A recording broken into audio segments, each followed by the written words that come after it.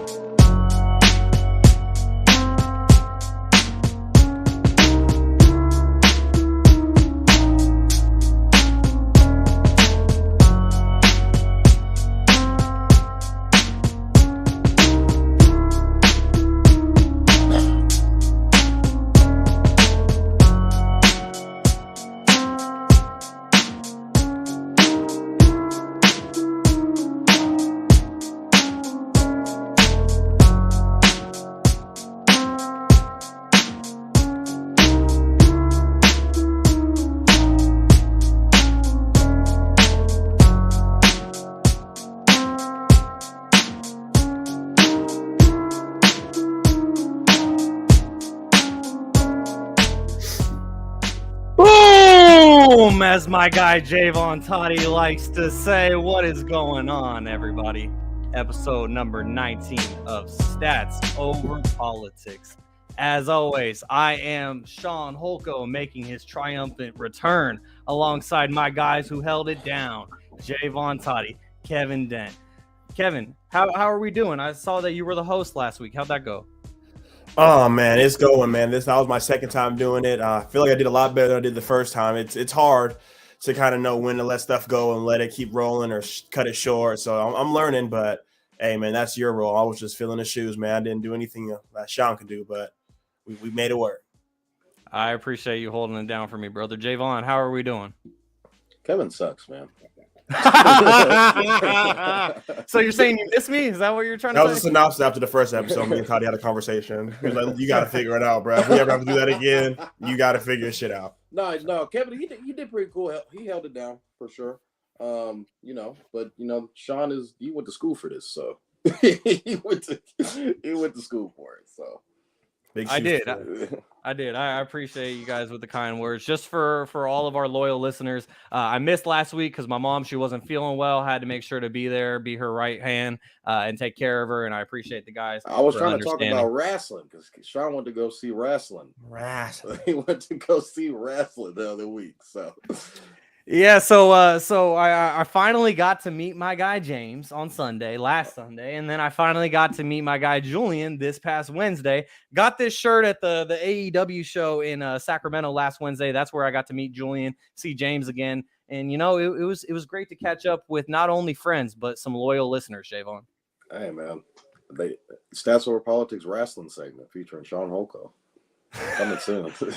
Oh man, I mean WrestleMania season's coming up, so maybe that would be the only appropriate time to have maybe a 5-minute segment, but we'll leave it there because guys, we got plenty to talk about this week on episode number 19. And I will just say, as Jaevon rubs his hands together oh so deviously, that our guy Garry, he isn't here again this week. He had to work again, but he will officially be back again next week. So make sure to catch Garry on next week's episode as we got all four of us back together. I just wanted to make sure to mention that he's hard at work. He's not slacking off. He is hard at work. Got to make that money. And we'll see Garry again next week. So guys, this week we have to talk about history being made because we haven't seen the Sacramento Kings. And Kevin, I love that beautiful throwback jersey. Show our viewers on YouTube and Twitter once again.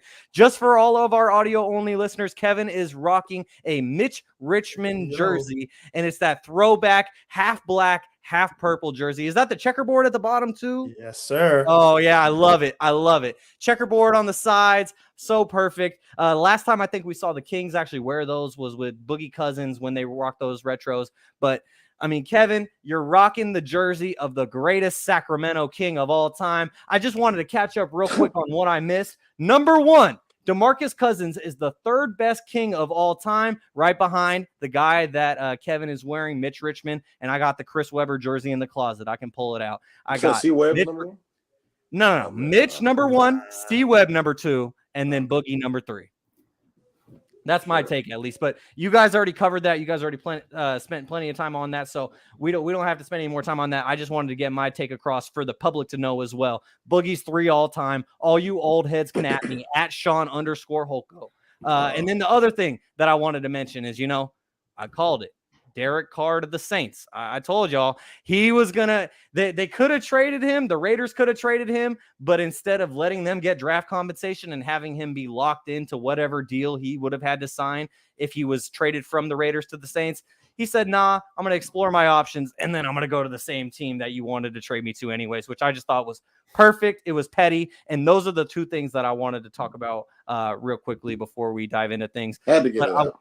I had to. Those were as I watched last week's episode, I was like, okay, those are the two things I have to get off my chest. Everything else we can leave in the past. But anyways, guys, I wanted to get to the history that I was alluding to because, Kevin, you're wearing that beautiful jersey, and it wasn't back to Mitch Richmond the last time the Sacramento Kings won 40 games, but it has been a very, very long time, as Jaevon shows us with his hands. 4-0. The Kings have won 40 games as they accomplished that feat on Saturday night in Phoenix against the Suns without Kevin Durant. However, the Kings got the job done. Doesn't matter. They beat the team that was on the court that night. Kings get 40 wins for the first time since 2006. Kevin, you and I, since Garry isn't here right now, you and I are the only true Sacramento Kings fans on this broadcast. I mean, Jaevon, he considers himself a Celtics fan and a Kings supporter, but getting to you first, Kevin, what are your thoughts on the Kings? We already got 40. Winning 40 games for the first time since we were in elementary school. Hey, man, it's a great time to be a Kings fan, man. Like Shaun mentioned, we saw a lot of the bad days, a lot of gloomy nights, a lot of, picking the guy in the draft right before the superstar. But now, things are turning around, and like you guys mentioned, 40 wins. It's been a while. So I'm happy to be here for it, man. And just for Mike Brown to be leading the squad, they rallied behind him and playing behind our two All-Stars, man. I would never think the Kings, I could say that in one sentence, but I'm happy to be a Kings fan, and we're rolling, man. Toddy's trying to jinx us already, but we're rolling. So, Jaevon, you and I were but we were the two on this podcast to say that the Kings would not be a top 6 seed.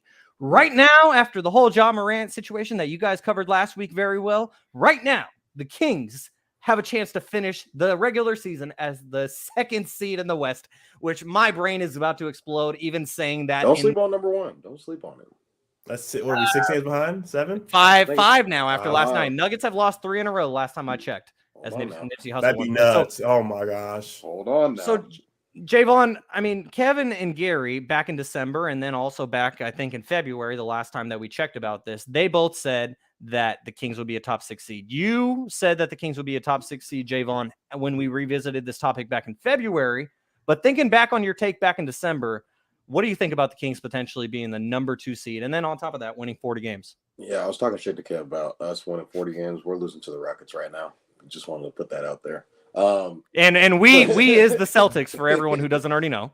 We're down like 15 by the Rockets, but they'll catch us lacking on an off night. It's Monday. No, I want to kind of go all the way back. Let's just circle all the way back to the 40 wins summer league. I think when we kind of all revisited, we were asking how many games do we think the Kings would win? And I was like, I think the Kings could win like 40 games, saying that pretty, confidently, not knowing that, there's 18 games left and the Kings are already at 40 wins. And there's a chance that they can finish with 50 wins. And I don't even think that's out of the realm of possibility. I think the Kings, not at all. I think the Kings can get to 50 wins this year. This would that be the most wins in history? Have the Kings ever won 50 games? They've won 60 games back in those prime years of the early 2000s when we were damn near in diapers. That's the last time that they were in the 50-60 win range. Okay. But just you look at this team, De'Aaron Fox, we could go back to the Suns game. The Suns have usually owned the Kings throughout the past years, and even when it was just when I say just Devin Booker, DeAndre Ayton, and CP, let's not forget that team did go to a finals a couple of years ago. Just getting that win on the road. Kessler Edwards had a freaking phenomenal game coming off the bench. I know he only had 12 points, but it was a very impactful 12 points against steals. I think he got the little defensive player of the game chain. They gave that. Mm-hmm. Oh no, Kevin! Oh, Kevin, no! Oh, we lost him. All right, Yeah, go ahead, Kevin. Pick So up. going off what he's saying with Kessler Edler, man, he was coming in and did his thing. He held Devin Booker to 25% shooting when he was guarding him. We needed that long wing defender. Like Toddy's favorite team, the Celtics. We're gonna have to, if we want to go far, we're gonna have to guard those wings. And Kessler Edwards, he might not do a lot for us on the offensive end, but like Toddy said, he had a loud 12 points with the corner threes and just doing his thing. But I'll let Toddy go ahead and continue his thing, man. Happy to have you back. Yeah, welcome back, Jaevon. I didn't have to jump out this time. I don't know why. It's been acting weird. Gotta hit up Xfinity, see what the hell's going on. As far as just the Kings, I think the Kings right now are at a point where it's like, oh, can they beat top teams? They've beaten the Nuggets. They've beaten the likes of Luka and Kyrie when they were playing together. Albeit it was their second game, but they beat them. They've beaten Memphis. Like they've beaten top teams. This is not a team that is just like, you're supposed to beat the team that you're supposed to beat. No, this is a team that's second in the West, in the Western Conference.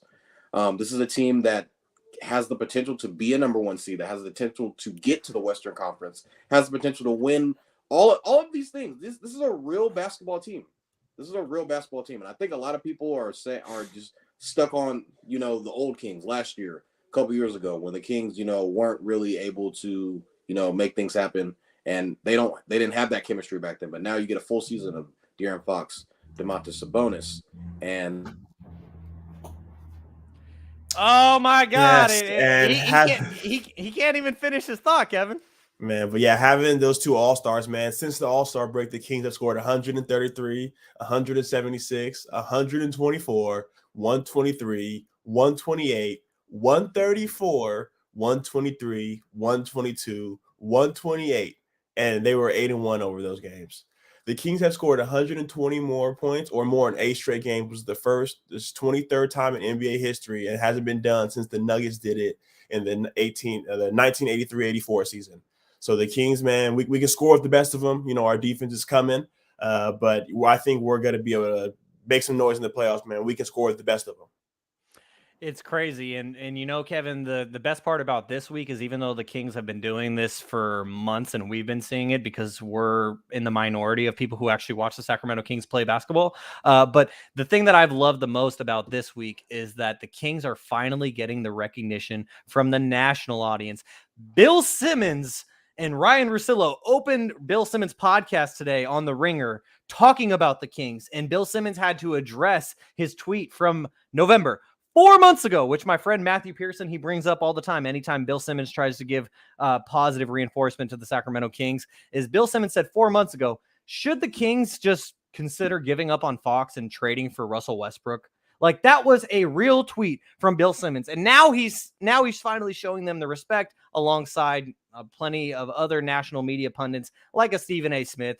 Kendrick Perkins saying nice things about the Kings is nice, but I don't want it to be the kiss of death. And so that's what I'm concerned about the Kendrick Perkins take.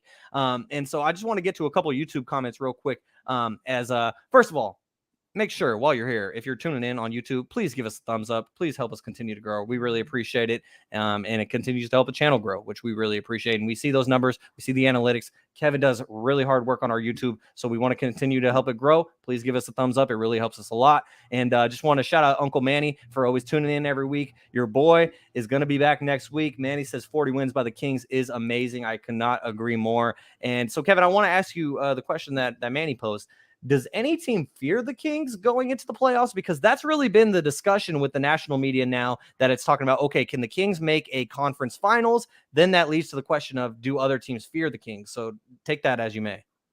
Like I mentioned with all those numbers, man, from the All-Star break, man, we're playing our best basketball right now. And that's what you want to see out of a playoff team, to get rolling right after the All-Star break, get that time to kind of get away, decompress. Then once we get that ball rolling, we're rolling. I think a lot of people have to fear us, man. Just like I told you, we can score at the best of them. There's not going to be a lot of teams that are going to outscore us. If you're going to beat us, you're going to have to probably score 130 points. We might not defend the ball as the best, but, with Kessler Edwards showing up and Davion Mitchell, Trey Lyles will get in there and bang every now and then. Metu goes in there and plays the big when Sabonis is out. And we also have Holmes who's been there, who held it down for a long time for us. So we have the length, we have the depth. So I think a lot of teams have to scare us, man. And I think Sacramento might be I guarantee you'll be crazy playing in Sacramento. crazy. That's the real key thing about 2 versus 3, because I think in the last couple of weeks we have all come to the realization that the Kings being a top 3 seed is a real possibility. But now with the situation with the Grizzlies, them moving up to 2 is even more of a possibility. And that 2 versus 3 difference is significant, because that's the difference between having 2 playoff series with home court advantage or just 1. Because if you're the 3 seed, then you got to go against the 2 seed most likely in the second round, and then that's when you lose the home court advantage. As we know, I mean, the national audience hasn't really realized this in about 17 years, but the Sacramento Kings have one of the best fan bases in the NBA. If the last 16, 17 years can't prove that with the numerous sellouts, even hundreds of sellouts over the last 16 years when the team has been dog shit and almost moved away 5 times, if that can't prove it, then we'll just have to prove it for you coming up in April, right, Kevin? Right, man. We're gonna have to prove everybody wrong. They've been doubting us all year, man, and we've been steadily climbing, and we've held down the third for a couple weeks. And like you mentioned with the Grizzlies situation, that kind of opened the door for us to slide in a second. And like Toddy mentioned, first isn't out of the realm of belief. We're not too many games behind, and the Nuggets have been playing bad as of late. So you never know what we might be able to get that 1 seed, and then you think the Grizzlies, or not the Grizzlies, Timberwolves were bad. We're gonna have a national holiday, 3-day weekend. No school, everything shut down in the city. It's going to be nuts. Okay, so before we move on from the Kings, as our guy Jaevon deals with some technical difficulties for the audio-only listeners, is that I want to ask, because obviously, Kevin, you are located in Oregon, but let's just say hypothetically you lived in Sacramento. Would you consider paying $800 for a row R nosebleed seat to the opening playoff game coming up in the first round? Hey, man, I think you guys saw that tweet from me, man. I gave him the meme with taking the money out the pockets. Take it. I got to go there. I told the wife she'll have to figure out rent. Well, she'll have to. I got to go. There's no way I can't go, man. For a nosebleed, that's pushing it, but it's history, man. It's going to be a sellout, and just because we're good, they're going to be even better or more expensive. I was talking to my mom the other day, man. In elementary school, they were giving away free tickets, begging people to come to games, and now you're going to pay $811 to go to a Kings game, man. It just shows how far we've come, and I got to make it a 1, Shaun. I got to. Yeah, I definitely got to be there too. And Uncle Manny, he brings up a great point before we bring our guy Jaevon back in. He says the playoffs in Sac will be crazy. I'm old enough to remember the last time. I have watching the Kings since they've moved here. So Manny's been rocking with them since 1985. So he knows what playoff basketball in Sacramento could really be like, and what it has been. Jaevon, we were just about to move on from our topic here, talking about the Kings. I just wanted to pose the same question that Uncle Manny asked of us to you, Jaevon. Do any teams fear the Kings going into the playoffs? Why or why not? They're not going to, just because of lack of playoff experience, lack of just, they haven't been there, they haven't done anything. Mike Brown has playoff experience. I just think De'Aaron Fox is leading the league in like clutch points. So I mean, by a lot. When the going gets tough, and having to figure out on the game slows down in the playoffs. So when guys are going to be when you need a bucket, De'Aaron Fox is going to be your go-to guy. And I think a lot of stuff for them is going to translate in the playoffs, albeit they are a lot of people are going to have them as dogs. I think the Kings are going to win a playoff series. I don't think they're going to be one and done. I don't think that's going to happen. I think they're going to at least win a playoff series. So a lot of people are going to, want to be, we get matched up against the Kings. It's the Kings. Yeah, bro. Like, I can't wait. Oh, yeah. Kings, don't worry about it. Yeah, we're going to beat them. So I think a lot of people are kind of like, all right, you sure you want to play the Kings in the first round? And I know it's crazy to say that, but that's the way that the Kings have been playing all season long. I wouldn't want to face the Kings in the first round. Point blank, period.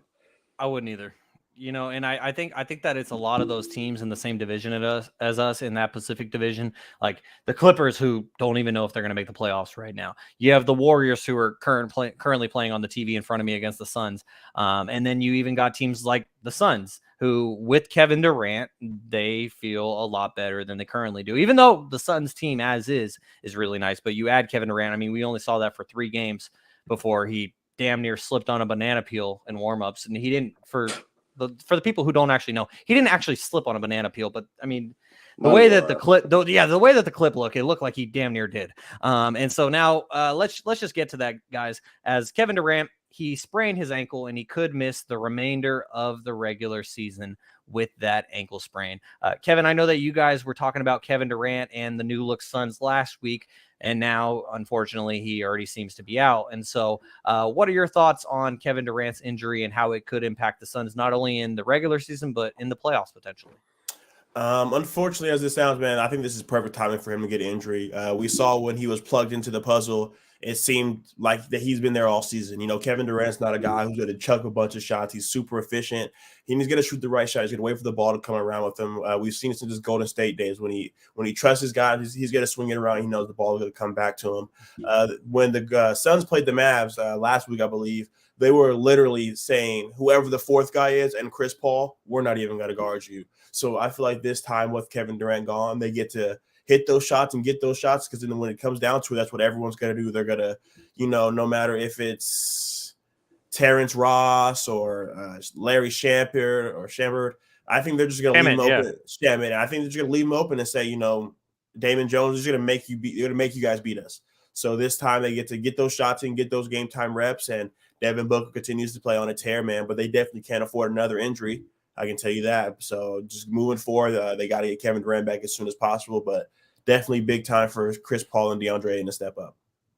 And Jaevon, given Kevin Durant's ankle sprain, what are your thoughts on the state of the Suns?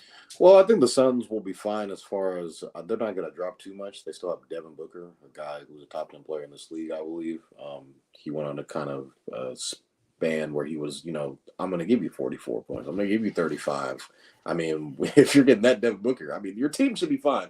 Albeit their bench isn't great, but we kind of already knew that going into it post Kevin Durant trade. But I still think this team is lethal, and obviously with Kevin Durant on the team is favored to come out of the West. Like Kevin already said, Kevin Durant is a team that's very plug and play. He's a guy that can come in and give you 23 points in 22 minutes in his first game ever, albeit it was against the Hornets, but it just comes to show just a guy who's just about buckets and can get a bucket kind of whenever that he wants. He's 7 feet, can pull up from 35. I mean, it's with the handle, it's hard. I mean, he's the Slim Reaper, man. But at the same time, we don't know how far this team could go without Kevin Durant in the playoffs, because they gave up a lot to get him. And, when you don't have a Kevin Durant, there's no Mikal Bridges, there's no Cam Johnson on the court. Those are, guys that you kind of relied on that, not really to, rely on to score, but, those filler points that can get you, 15 points, that can get you 17. I mean, hell, Mikal Bridges has been on a freaking rampage in Brooklyn. So we see what he can be as a number one option. But, Kevin Durant not being on this team, I think he'll be ready by playoffs. He should be he should be reevaluated in about 2 weeks. So that's around when the playoffs start. So it's really just all about chemistry. And I think it's going to be tough to build chemistry in the playoffs. That's my only thing. Building chemistry in the playoffs is not the right time to start building not the right time to start building chemistry. I mean, the Kings, like we already said, the Kings are second. They've been playing together all year. And chemistry is going to be a huge factor when the playoffs come around. Yeah, that's without a doubt, because we've seen teams in the past, like the Clippers, for example, that have just kind of coasted throughout the regular season. Okay, they did enough to get to the playoffs, but then they thought that they could just put it all together in the playoffs. And then you end up blowing a 3-1 lead to the Nuggets in the semifinals because you ended up not having team chemistry and you relied on your talent by itself to get you to that point. And so that's very key for the Suns. I agree with you, Jaevon, where on one side, I do agree with both of you to Kevin's point, where if this were to happen, this is the best case scenario for the Suns. That is very true. But also, this was the time that they were going to try and focus on building that chemistry, as you mentioned, Jaevon. And we've talked a lot about other teams like the Mavericks, who they've been without Luka and Kyrie for the past couple of games, and they're just missing out on more opportunities to build chemistry, because we all think that these two teams, at least talking about the Mavericks and the Suns, are going to get to the playoffs. But it's about what you do once you get there. It's not just about getting there. And so we shall see what happens there. Real quickly, guys, I just wanted to ask. Well, it took me a second. It took me a second to get what I wanted to get to. But did you hear that? Oh my God. I was really hoping to have a much smoother transition. It just didn't work out that well because I didn't have what I needed to in front of me to be able to click on it, get to the smooth transition. All right, for those of you who are new to the program, this music means it is time for Shaun's Pop Quiz. I know you guys missed me. I know you guys missed this last week, so it's time. And gentlemen, this week isn't about it's not about the sports that you don't watch. It's more so to see if you've been paying attention, because this week's episode of Shaun's Pop Quiz is in regard to NFL free agency. So I have a question for each of you about NFL free agency to see if you've been paying attention today. And then I also have a bonus question, which would have gone to Garry, but he isn't here this week. He misses out on the point.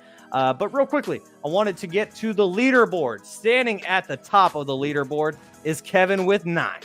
Right behind him is Jaevon with 8, and our guy Garry is sitting in last with 6 points. But hey, Garry makes good predictions. He wants you all to remember that. He doesn't get the pop quiz answers right, but he gets his predictions right. Garry just wanted to exactly. He just wanted to remind everyone of that. All right, guys. So Kevin, since you are still in the lead, I'm going to start with you once again. So it's lonely at the top. It must be. It must be, because you've been there for a while.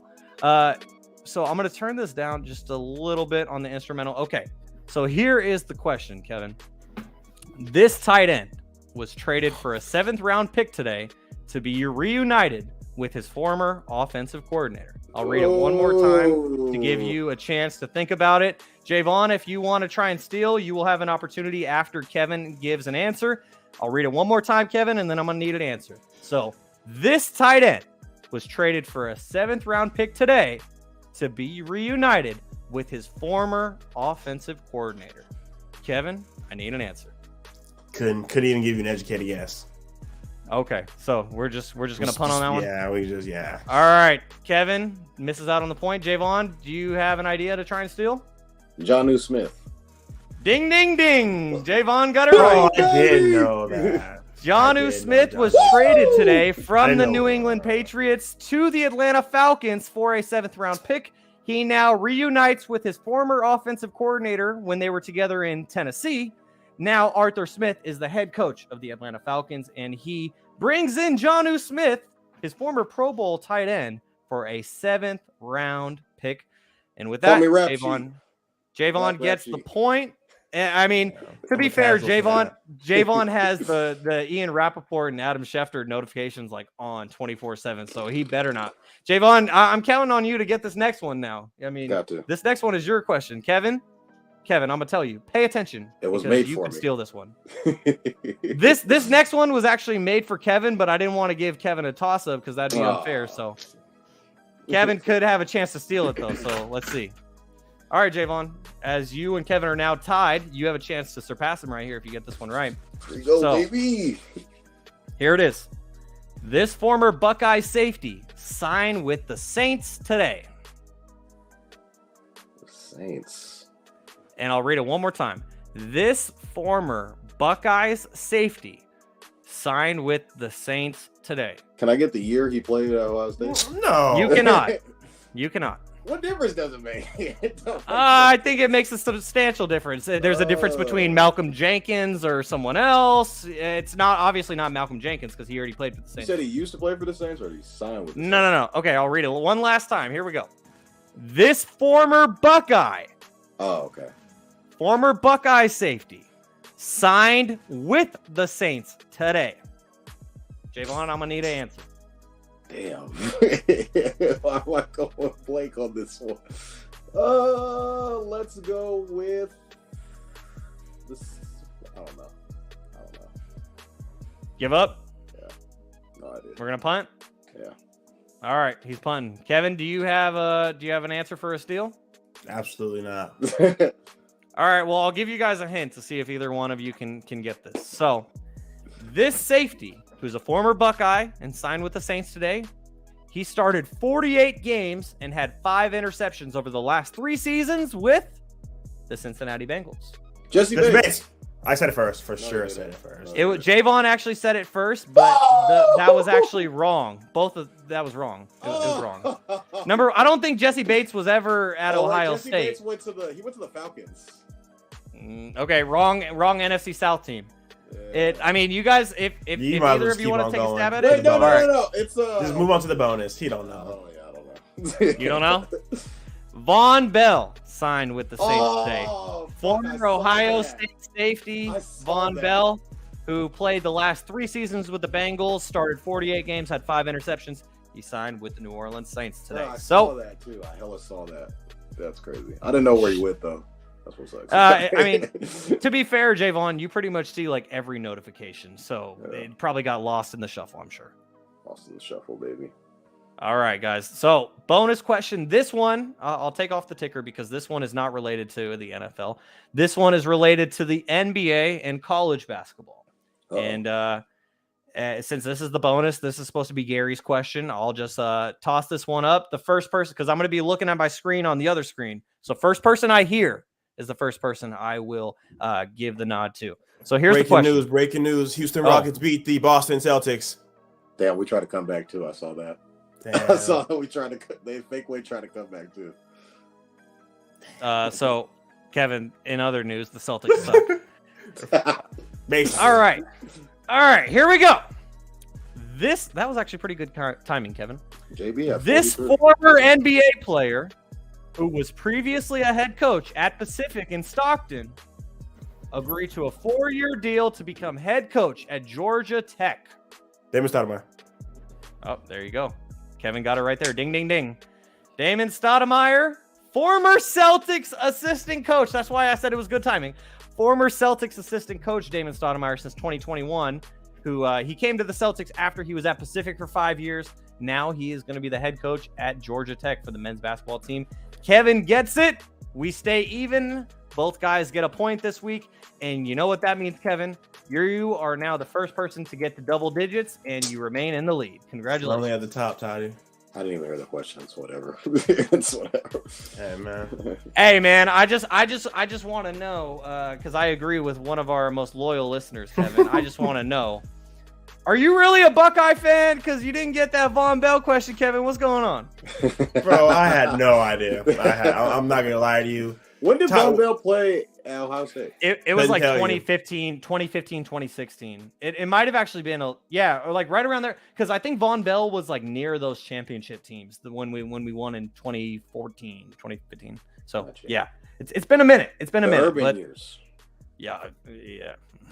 We can look, Kevin. We can look back on those years fondly without thinking about Urban Meyer, or at least I can. I mean, Michael Thomas said y'all sleep on Urban Meyer, man. That's what Michael Thomas said. Michael Thomas. I was about to say Michael Thomas has been sleeping too much himself. He's been on the sidelines a lot. Shit, sleeping on all that money. Sleeping like a baby. Hey, well, I mean, real quickly, I will say I briefly talked about Derek Carr going to the Saints. The Saints kind of look all right. They got weapons. I mean, between Kamara, Olave, Michael Thomas, if he plays, they might cut that boy. They're not gonna cut him. They gave him the key to the city already. You gotta wait for that contract to sign. I fill out.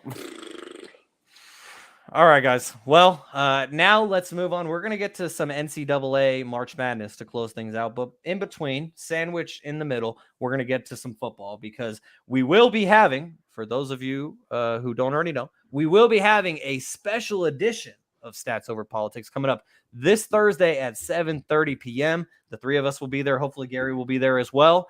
And you can catch us talking about the latest news in NFL free agency coming up in the middle of this week on Thursday. But today, we're going to get to all the news that has already happened, because the legal tampering window opened today, guys, in the NFL with free agency. And a lot of news has broke. Sorry, Kevin, you'll have to sit through this for the next 10, 15 minutes, but we're going to start with 49ers free agency news because there has been a lot of news when it comes to the San Francisco 49ers. And let's just kick things off. I'm going to go in relatively chronological order. We got Darnold, baby. Woo! Yeah, we got our quarterback. Yeah, let's go. I'm being extremely sarcastic for those of you who, my voice is extremely monotone, so I feel like I have to let people know I'm being sarcastic half the time. All right. So the moves that the 49ers have made in the last week go as follows.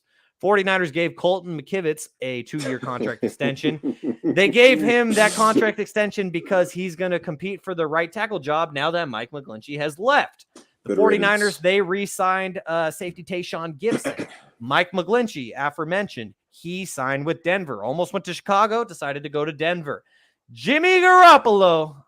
Jaevon, I wish I had the Zoom background ready to go. Zoom background, I would click the famous Jimmy Garoppolo pointing at you Zoom background. I might have to flip it on once I get through this rundown, but Jimmy Garoppolo, it was time finally. Jimmy Garoppolo finally moved on, as he has now signed with the Las Vegas Raiders, as Jimmy Garoppolo agrees to a 3-year deal worth $67.5 million, $34 million guaranteed. And the final move to happen today with the 49ers having players leave was Jimmy Ward decided to leave, and he follows D'Amico to Houston, and Jimmy Ward signs with the Texans, as that news broke about 2 hours ago. So that's the most recent news. Jaevon, we will, Jaevon, get to the huge news of Sam Darnold signing with the 49ers, also Javon Hargrave. We're going to get to those 2 additions in a moment, Jaevon, but I want to talk about the players that have left. So Mike McGlinchey, Jimmy Garoppolo, Jimmy Ward. We lost both our Jimmies. So what is your thoughts on the guys who have left the 49ers in free agency? Well, McGlinchey, I knew that he was kind of like set to get like damn near $100 million. We weren't going to pay him. For some odd reason, I was like, yeah, he ain't getting that from us. He don't get it from somewhere, as Kevin would like to say. He ain't getting paid from us. He ain't getting it from us. Jimmy G going to the Raiders. It was kind of match made in heaven. With Josh, being paired back up with Josh, their experiences back in New England, and him getting drafted, and Brady damn near kind of shipping him out like, you're drafting my replacement, blah blah blah, and all this other crap. And now he's back with them. And that Raider team, that Raider offense is actually really stacked. If you look at it, they got Devontae Adams, Josh Jacobs is coming back on the franchise tag. You got a Darren Waller who's a stud when healthy. And, a lot of people forget about Hunter Renfrow. Hunter Renfrow was a guy that was Derek Carr's favorite target. So maybe we might see that with Jimmy Garoppolo, albeit Devontae Adams will be expecting the ball 10 times a game. Half. This Raiders defense, we know, is trash, so they were never really good. So we'll see how good that Raider team will stack up in the already stacked AFC. Jimmy Ward going to the Texans kind of hurt me a little bit. He was really good at nickel for us. He said on one of his Instagram lives that he was talking to Shanahan about he wants to go play back. He wants to play safety and all this and that and the third. But Jimmy Ward was kind of getting beat playing at safety. Shanahan said to Jimmy Ward, it was like, do you want to go back on the fucking bench if you want to play safety? And he told him to that straight up. So that's why I got to be like, hey, it's all respect there. But Jimmy Ward thrived, I thought, in the nickel when he was playing at nickel. He got an interception, a key interception in the playoffs against the Cowboys. I thought he was in the second half of the season. It was kind of when we were testing him out at nickel. So he was playing really well there. But obviously he's going to go play with D'Amico. He loves the scheme, obviously, and think he'll fit there. There was a lot of Niners, as far as staff members and a couple of players are kind of following D'Amico Ryans, and so we understand that being that the a great team that we are, we're going to lose players in the offseason. I don't know if Kev is really used to that, losing good players. Not at all. But it's a new thing to him. It happens to us every offseason. Hey, Jaevon, we don't just lose players. We lose coaches too. We lose coaches. This is new to Kevin. Yeah, this is new to Kevin. He's not used to this. So when we losing good Frank players, Wright did get hired as soon as we won, but we can keep going. We can keep going. So Yeah, I thought the guys that left, they were pretty impactful. Obviously Jimmy Garoppolo, I think, were probably the most impactful. He kind of got us back to relevancy. During the Shanahan era is kind of what kicked it off. We were Nick Mullins and C.J. Beathard and Jesus Christ, Brian Hoyer was our quarterback. So that year when we ended up getting Jimmy Garoppolo, I think it was 2017. We ended up winning those 5 games, and he won 5 in a row. Everybody saying, "Oh my God, watch out for the Niners." They're 5-0, but we were like already like dead last. We were like going to be picking second in the draft, and people were like, "Watch out for the Niners next year." So what's that like? So I just want to say I was going nuts for that entire offseason. I was like, he is 5-0. He is perfect. He just walked into the worst team in football and went undefeated. I was going nuts. It was insane. So good memories. I would love to see what he'll look like if he can stay on the field, with Josh McDaniels and the Raiders offense. It'll be exciting to see. It'll be different to see him on a different team. So, Kevin, what do you think about some of the departures from the 49ers? What was the deal that Jimmy got? Jimmy got a 3-year deal worth $67.5 million, $34 million guaranteed. So less than Derek Carr was commanding. Yeah. So my question to you guys is he just a bridge quarterback? Do you think they still draft a quarterback? Without a doubt. Yes, he is 100% a bridge quarterback. He's literally going to be the exact – you should just call him Jimmy Bridgewater because he is going to be a bridge quarterback. Like he knows he's a bridge quarterback too. I mean, they're not going to give him a year and tank for Caleb? Oh, Jaevon, that's a question for you, not me. I think the team that's kind of like en route to get Caleb Williams right now is probably the Tampa Bay Bucks because Kyle Trask is their quarterback. The Houston Texans are picking in the top 2. The Carolina Panthers are CJ Stroud. The Carolina Panthers have moved up to 1. The Jets are trying to get Aaron Rodgers as we speak. So there's not really – it's kind of dwindling down as far as teams that need quarterbacks. I mean, not the Panthers. The Lions are kind of out there in no man's land a little bit with Jared Goff as their quarterback. The Raiders, now they're going with Jimmy Garoppolo, a guy that can win games. So I doubt that they're trying to lose games and tank for Caleb. But I think if we were to – or, the Falcons are probably in there too.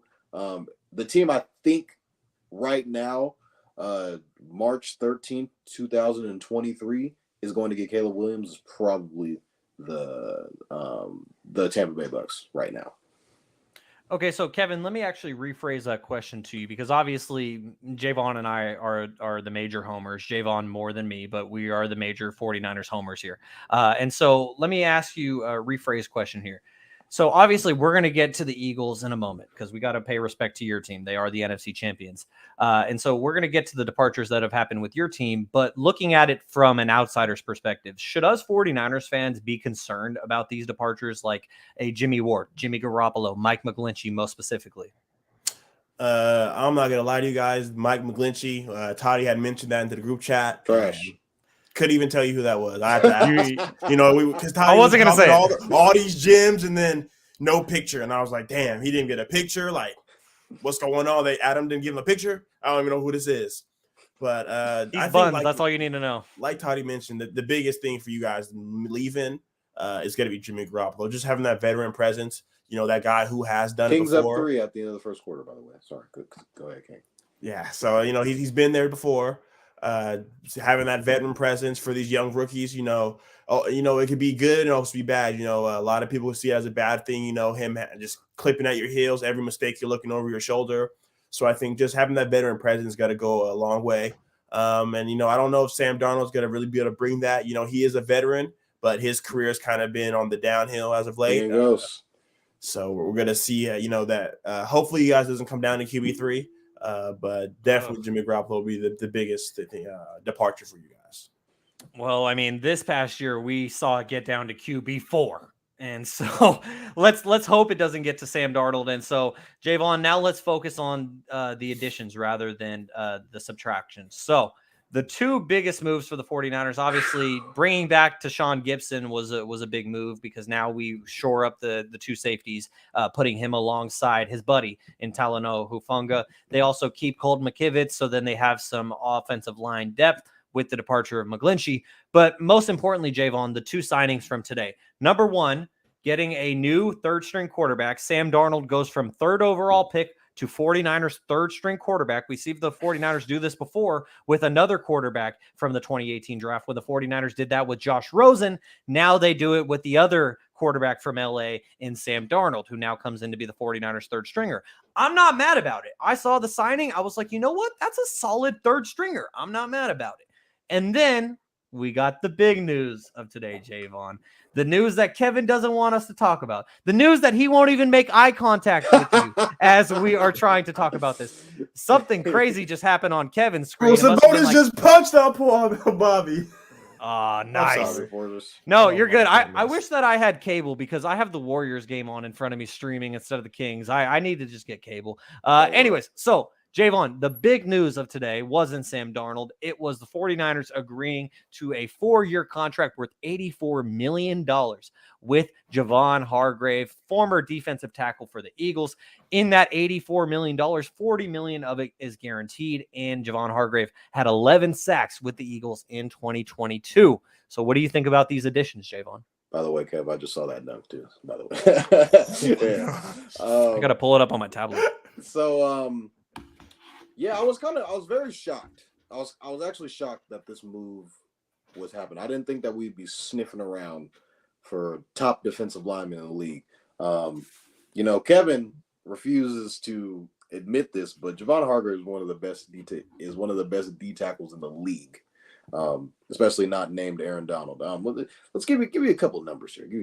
According to PFF, he's third in pass rushing grade, third in total pressures, third in pass rushing productivity, and then fifth in pass rush win rate. Javon Hargrave is a absolute stud. In the playoffs, he was a guy that, alongside Hassan Reddick, was causing a lot of havoc on the D line. He's a guy that it's giving me 2019 vibes, just because of the team that we had kind of set up as far as the D-line goes. DeForest Buckner, D Ford, Nick Bosa when he's a rookie, and Eric Armstead. Now it's going to be Eric Armstead, Nick Bosa, and now Javon Hargrave coming up the middle and just causing all kind of havoc. And then you got Bosa coming on the outside to collapse. So I think this is going to be a team that's going to be feared in the D-line. Our D-line is usually something that we've always prided ourselves on. I mean, the Niners are the best defense in the league last year, and they got better. So, giving him, I didn't think we were going to be in the defensive tackle business in this offseason. I wasn't expecting us to go after a guy like him of that caliber, but it was pretty good to see that the Niners, went out and got a guy like him. Albeit he is a little older in age, but he's still one of the best D tackles in the league for sure. So, Kevin, Javon Hargrave leaves your Eagles and he signs with the San Francisco 49ers. Apparently, he had higher offers, but he wanted to go and play with Nick Bosa and Eric Armstead. I saw the Browns were in on him too. Yeah. Hey, man. Thank you for your work. We didn't meet with him for a reason. There was no way we were going to get fooled into giving him $84 million. I know you guys are real. I mean, don't get me wrong. Jaevon Hargrave, great defensive lineman. But I don't know if a lot of people know this, but he played in Philly before last season. Everyone sees the 11 sacks and loses their mind. He's going to be 30 years old. Everyone keeps saying, like, oh, the defense is just jumping deep, great defense to great defense. We're comparing 44 sacks to 70. It's not the same. He's going to have to step up now. He's getting older in age. He's no longer going to be able to Does he really have to step up, though? He's not going to be the number 3-4. He's got to have to be number 2 for you guys. Eric Armstead has a word for that. Yeah. But go ahead. Oh, man. You know what? I was going to get into this, but I'm so happy you brought it up. Eric Armstead, 0 sacks this year, 6 last year, 3.5, 10, 3, 1, 2, 2. So, hey, Kevin, I'm glad that you mentioned the numbers, because if you actually watched the game, then you would see the impact that he made and you wouldn't just be worried about the numbers. 0. That's if you saw how last many sacks he had a chance to actually get, but then they threw it away at the last half second. Like Eric Armstead is an impact player. Let's not just look at the box score. Bosa got the sacks. I'm just saying, hey man, you just got to get the tackle. Don't come at me because your man got 0 sacks. Hey man. So he's gonna have to step it up, and for you guys to pay him that money, he is now the 3rd highest paid defensive tackle over DeForest Buckner, Chris Jones, Jonathan Allen, Vita Vea, and Kenny Clark. The guys ahead of him are Aaron Donald and Payne. Deron Payne. And Payne, yeah. So, I was telling the guys earlier, man, I really hope we can, keep this thing going for about 2 years, because 2 off seasons from now, we'll be like, well, if the Niners cut Jaevon Hargrave, we'll save so much. So we'll be right back down this road. But Jaevon Hargrave, man, you're gonna be missed. We drafted a replacement for this same exact situation. That's why we didn't really have to offer him anything out the door. He knew his time was up. How many sacks did you have for y'all last year? 11. Okay. So, as the number 4, so that's a hell of a thing. For him to not be the main focus point of the defense. But now, like I mentioned, it ain't going to be like that over there. Coming off 11 sacks, it's going to be Bosa number 1, and kill shot for 2 is going to be Hargrave. That gives him more leeway because Bosa's going to see all the double teams. He's playing now. He gets to play alongside the defensive player of the year. The other 3 guys ain't also 10+ sack guys, though. Is what I'm saying. Oh, okay. All I know is Eric Armstead is an impact player. He may not put up the numbers, but he's an impact player. We were talking about Kinlaw like he was going to be this guy, and now. Oh, okay. Oh man, Kinlaw. All right, Kevin. 51 minutes in, and we're not even talking about Kinlaw. So I'm just saying, man, this defensive line. Toddy's talking about Kevin. I can see it now. Who's the 4th guy? What's going to happen there? Who going to play? Toddy? Who? We're probably going to trade Kinlaw. Earlier you said you're gonna get his 50-year option. Toddy, what's going on, Mr. I don't know about that. He can't stay healthy. He can't. Yeah. And the thing that's so disappointing about. Go ahead, Jaevon. Yeah, I get D Ford vibes. We paid him a ton of money. 2019, he was kind of in and out, but he was an impact player for us. He was more of a 3rd down pass rusher. But he couldn't stay on the field. Same with Kinlaw. We wasted a 1st round pick on him, and just hasn't really been able to stay healthy. The Niners usually try their hardest to keep their guys through injury. Jalen Hurd has been a guy that the Niners swore on off of 1 preseason game, and he got hurt repeatedly throughout the off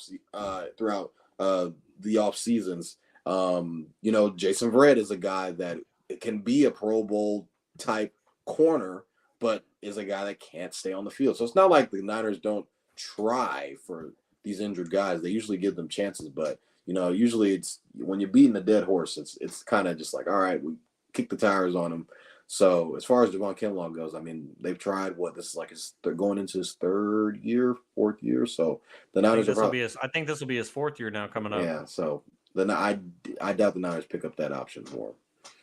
Yeah, Kevin, I will fall on the sword that is Jaevon Kinlaw. Excuse me. Now we got a better Jaevon, because like Jaevon Kinlaw, man, like the thing that he is most notable for in his 49ers career is beefing with Grant Cohn, a 49ers reporter who's not a great reporter, but that is what Jaevon Kinlaw is. Grant Cohn, by the way, he's just not good. He's just not good at his job. Like, it's funny.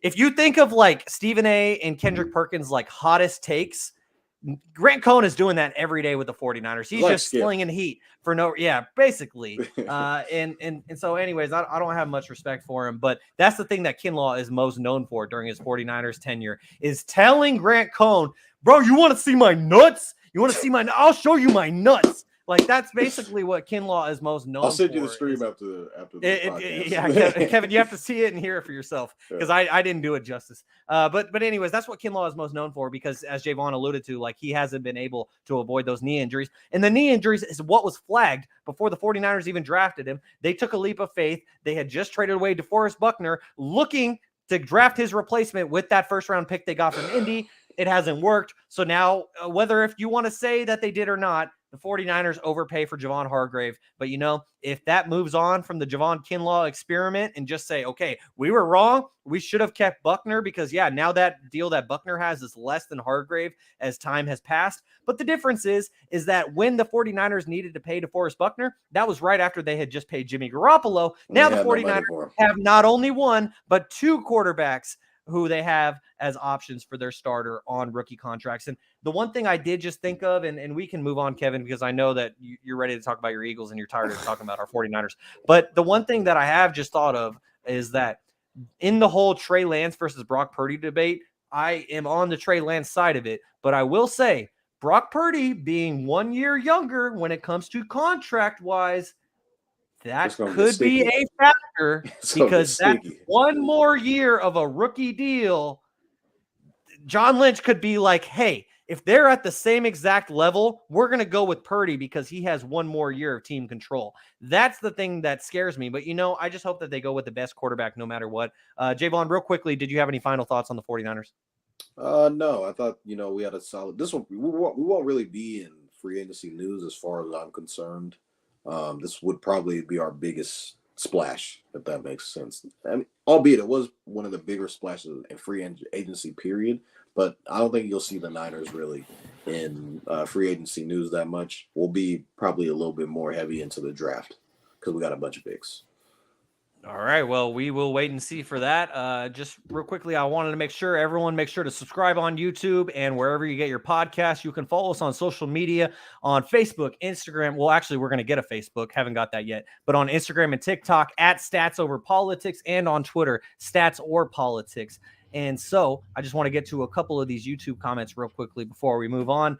Sorry, guys, we don't have any Cowboy segments this week, but we will acknowledge your comments. Uncle Manny says, shocking news. They're into somebody. Who was it? The Cowboys were. They were into. They're into DeAndre Hopkins. Bobby Wagner. Oh, okay, and Bobby Wagner. All right. Okay, so Manny, maybe they get one of those, as he says, shocking news. My Cowboys have not done a thing. And also want to tap in with Julian. Shout out to Julian. It was nice to meet you. He says, what's up with the guys? Jerry still making no moves. I mean, Jerry does what Jerry does. Be patient. Odell's coming. And Jerry loves leftovers, according to Uncle Manny. So we shall see what the Cowboys do. And if the Cowboys make any moves in the next 3 days, then we're going to be talking about it on Thursday night. So make sure to tune in for that here on Stats Over Politics. All right, Kevin, it's your time. It's your time. It's time. Get the Eagles. I'm not going to sing my song that I sing after the ball, but I will play a little bit of an instrumental behind it. So, the Philadelphia Eagles, they, Kevin, you can correct me if I'm wrong, but I don't think that they've signed anyone, but they have lost some players. So, they lost Javon Hargrave. And they're losing them by the minute. Yep, and so then they also lost linebacker TJ Edwards, who the Bears signed to a 3-year deal. The Raiders signed former Eagles safety Marcus Epps. Jaevon, you said that Darius Slay requested a trade apparently, and now it seems like other players are going to leave. So, Kevin, I'll give the floor to you. You can stop my nonsense. Fly, baby. Darius Slay did not request a trade. He wants an extension, and the Eagles said, "You're 32, man. There's the door. Go out there and get us another offer. We'll see." But he did not demand a trade. He did not demand a trade. He Thank you for correcting that. The team said, "We don't want you to." That's not what we said at all. That's not what we said at all, man. But just like with Jaevon Hargrave, man, TJ Edwards, man, thank you for all you done. I'm gonna just remind you guys, last year wasn't his first year as an Eagle. So there's been a lot of bad time for 5-7. I've seen it all. So more power to him. We didn't meet with him after the offseason. So like Hargrave, he knew his locker room, cleaned it up, man. And next guy's coming in. Marcus Epps signed with the Raiders. Didn't even know he got signed today. Thought he had to let me know. $8 million, man. Hey, more power to you, brother. We wasn't giving you that. So how much get you money? Say $8 million? $8 million, yeah. Okay. 4 guaranteed, so it's probably just 4. But hey, man, more power to you. Go play in Vegas. We met with Bradbury and Chauncey. We weren't able to meet the extensions, but there's still more time. Bradbury said he'll give us the pleasures of matching offers. He said he'll bring it back to us. He wants to play there, man. Say Chauncey, I've been talking to Toddy about this all week, man. He wants $19 million. That would place him as the third highest paying safety behind Derwin James and Micah Fitzpatrick. And for someone who's been hurt a lot, he's not getting 19 mil from us. So if you want to come back, man, we can figure something out. We can make you, 5, 6, but 3, no one's going to pay you that, man. People are referring to him as baby Jamal Adams, man. He gets hurt a lot, but he wants his bag. He played, like 10 games with the last year. He missed a lot of time. But in those games, he did come up with 6 picks that kind of put him in this position to make the market. Excuse me. I think we should have re-signed him as soon as we got him in the offseason. But how he does how he does, and there's still room for them to come back. The Eagles have some holes to fill this offseason. So we're going to have to figure out Nakobe Dean's going to have to step up. There's a reason why we didn't have to really sweat TJ leaving. Nakobe Dean, that Georgia defense produces pros, man. So we're just going to have to see if we can plug him in there. With Javon Hargrave, out with the old and with the new, we got Jordan Davis. We drafted him for this exact reason. He was so we'll be fine, man. I think we're just going to fill these holes. We're definitely going to have corner and secondary problems. How, you may ask? Perfect. We're gonna get into this more. I had a whole spiel going, but just like Jalen Ramsey tuned in last week, Austin Eckler, man. I know you're tuned in, man. I know you want your money. I know it's LA. I know it's in the dome, man. You're nice and pretty. Don't got to get your nails wet. That ain't the defense. You can come over to the link, man. We need a running back. You can come over to the link, man. We're gonna do some things. We're gonna do some things. And me and Toddy were talking about it earlier, man. Me and Shaun, the realist of the podcast, think it might be a possibility. Yeah. Mr. Carter, falling to 10. Mr. Carter. So we have that in a glass box. This is break if all things go to hell. If he falls to 10, I don't care about our secondary needs. I don't care about our linebacker needs. O-line, I don't care. Hey, Shaun, break in case of emergency. The draft. Jalen Carter, if he can fall to us, man, we're gonna be fine. And that just feels another, not even a hole that we have, but that would tell Fletcher, have a great retirement, man. You did a lot of great things for us as an Eagle. He gonna retire. If we bring him in, he is, unless he gonna come and mentor. But hey, man, we got things to do. Jaevon, real quickly before we get to the potential top 10 in the NFL draft, because I know you want to give your take as to why you think Kevin and I are wrong for thinking that's a possibility. But real quickly, I just wanted to mention the fact that Jason Kelce is returning for his 13th season as the Eagles center. That's good news for Eagles fans. And so I just wanted to mention that real quickly. I've been listening to their New Heights podcast with the Kelce Bros. I really enjoy it. And so congrats to him for coming back for another year. So now, Jaevon, you say that Jalen Carter, who before all of this news that was going on with the Georgia football team, and for those of you who don't already know, basically after the Georgia championship parade, them celebrating their second championship in a row, one of their players and one of their team staffers died in a car accident. And Jalen Carter was linked to that accident, saying that Jalen was racing in his own car against the player in the other car with the staffer. And that is how he has been implicated in this tragic event. And so now Jalen Carter, a guy who went from being pretty much the unanimous #1 overall pick in a lot of people's minds when the Bears had the #1 overall pick, and we'll get to the Panthers trading for it later on. But when the Bears were the team with the #1 overall pick, it seemed like Jalen Carter was the guy. Then he fell even lower, even out of some people's top 10s, out of some people's first rounds. Kevin and I, Jaevon, think that Jalen Carter getting drafted 10th overall by the Eagles is a real possibility, but you don't. So tell us why. Who's in the top 10? Okay, so I'll read you some of the names real quick. So you want to know the team names, right?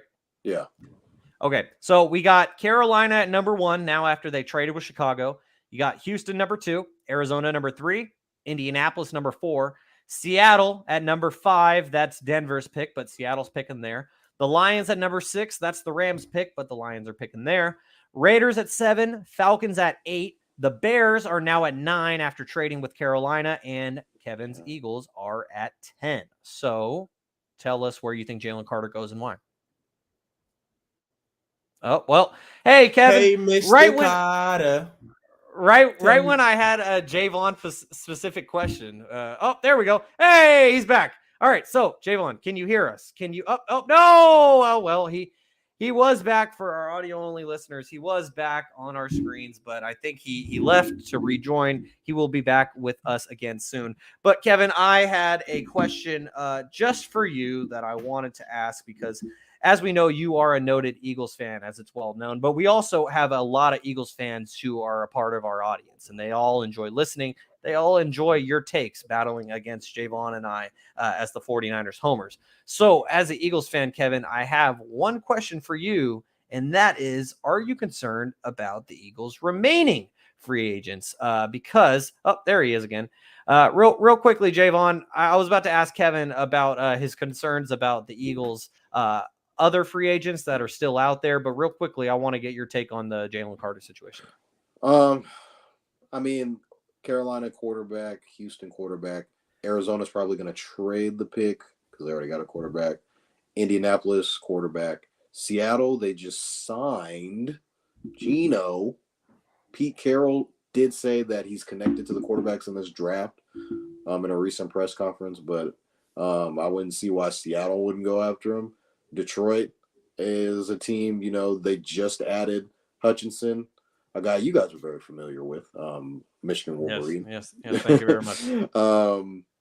Why not put Jalen Carter on the inside, the same defensive line with Aiden Hutchinson? That would be insane.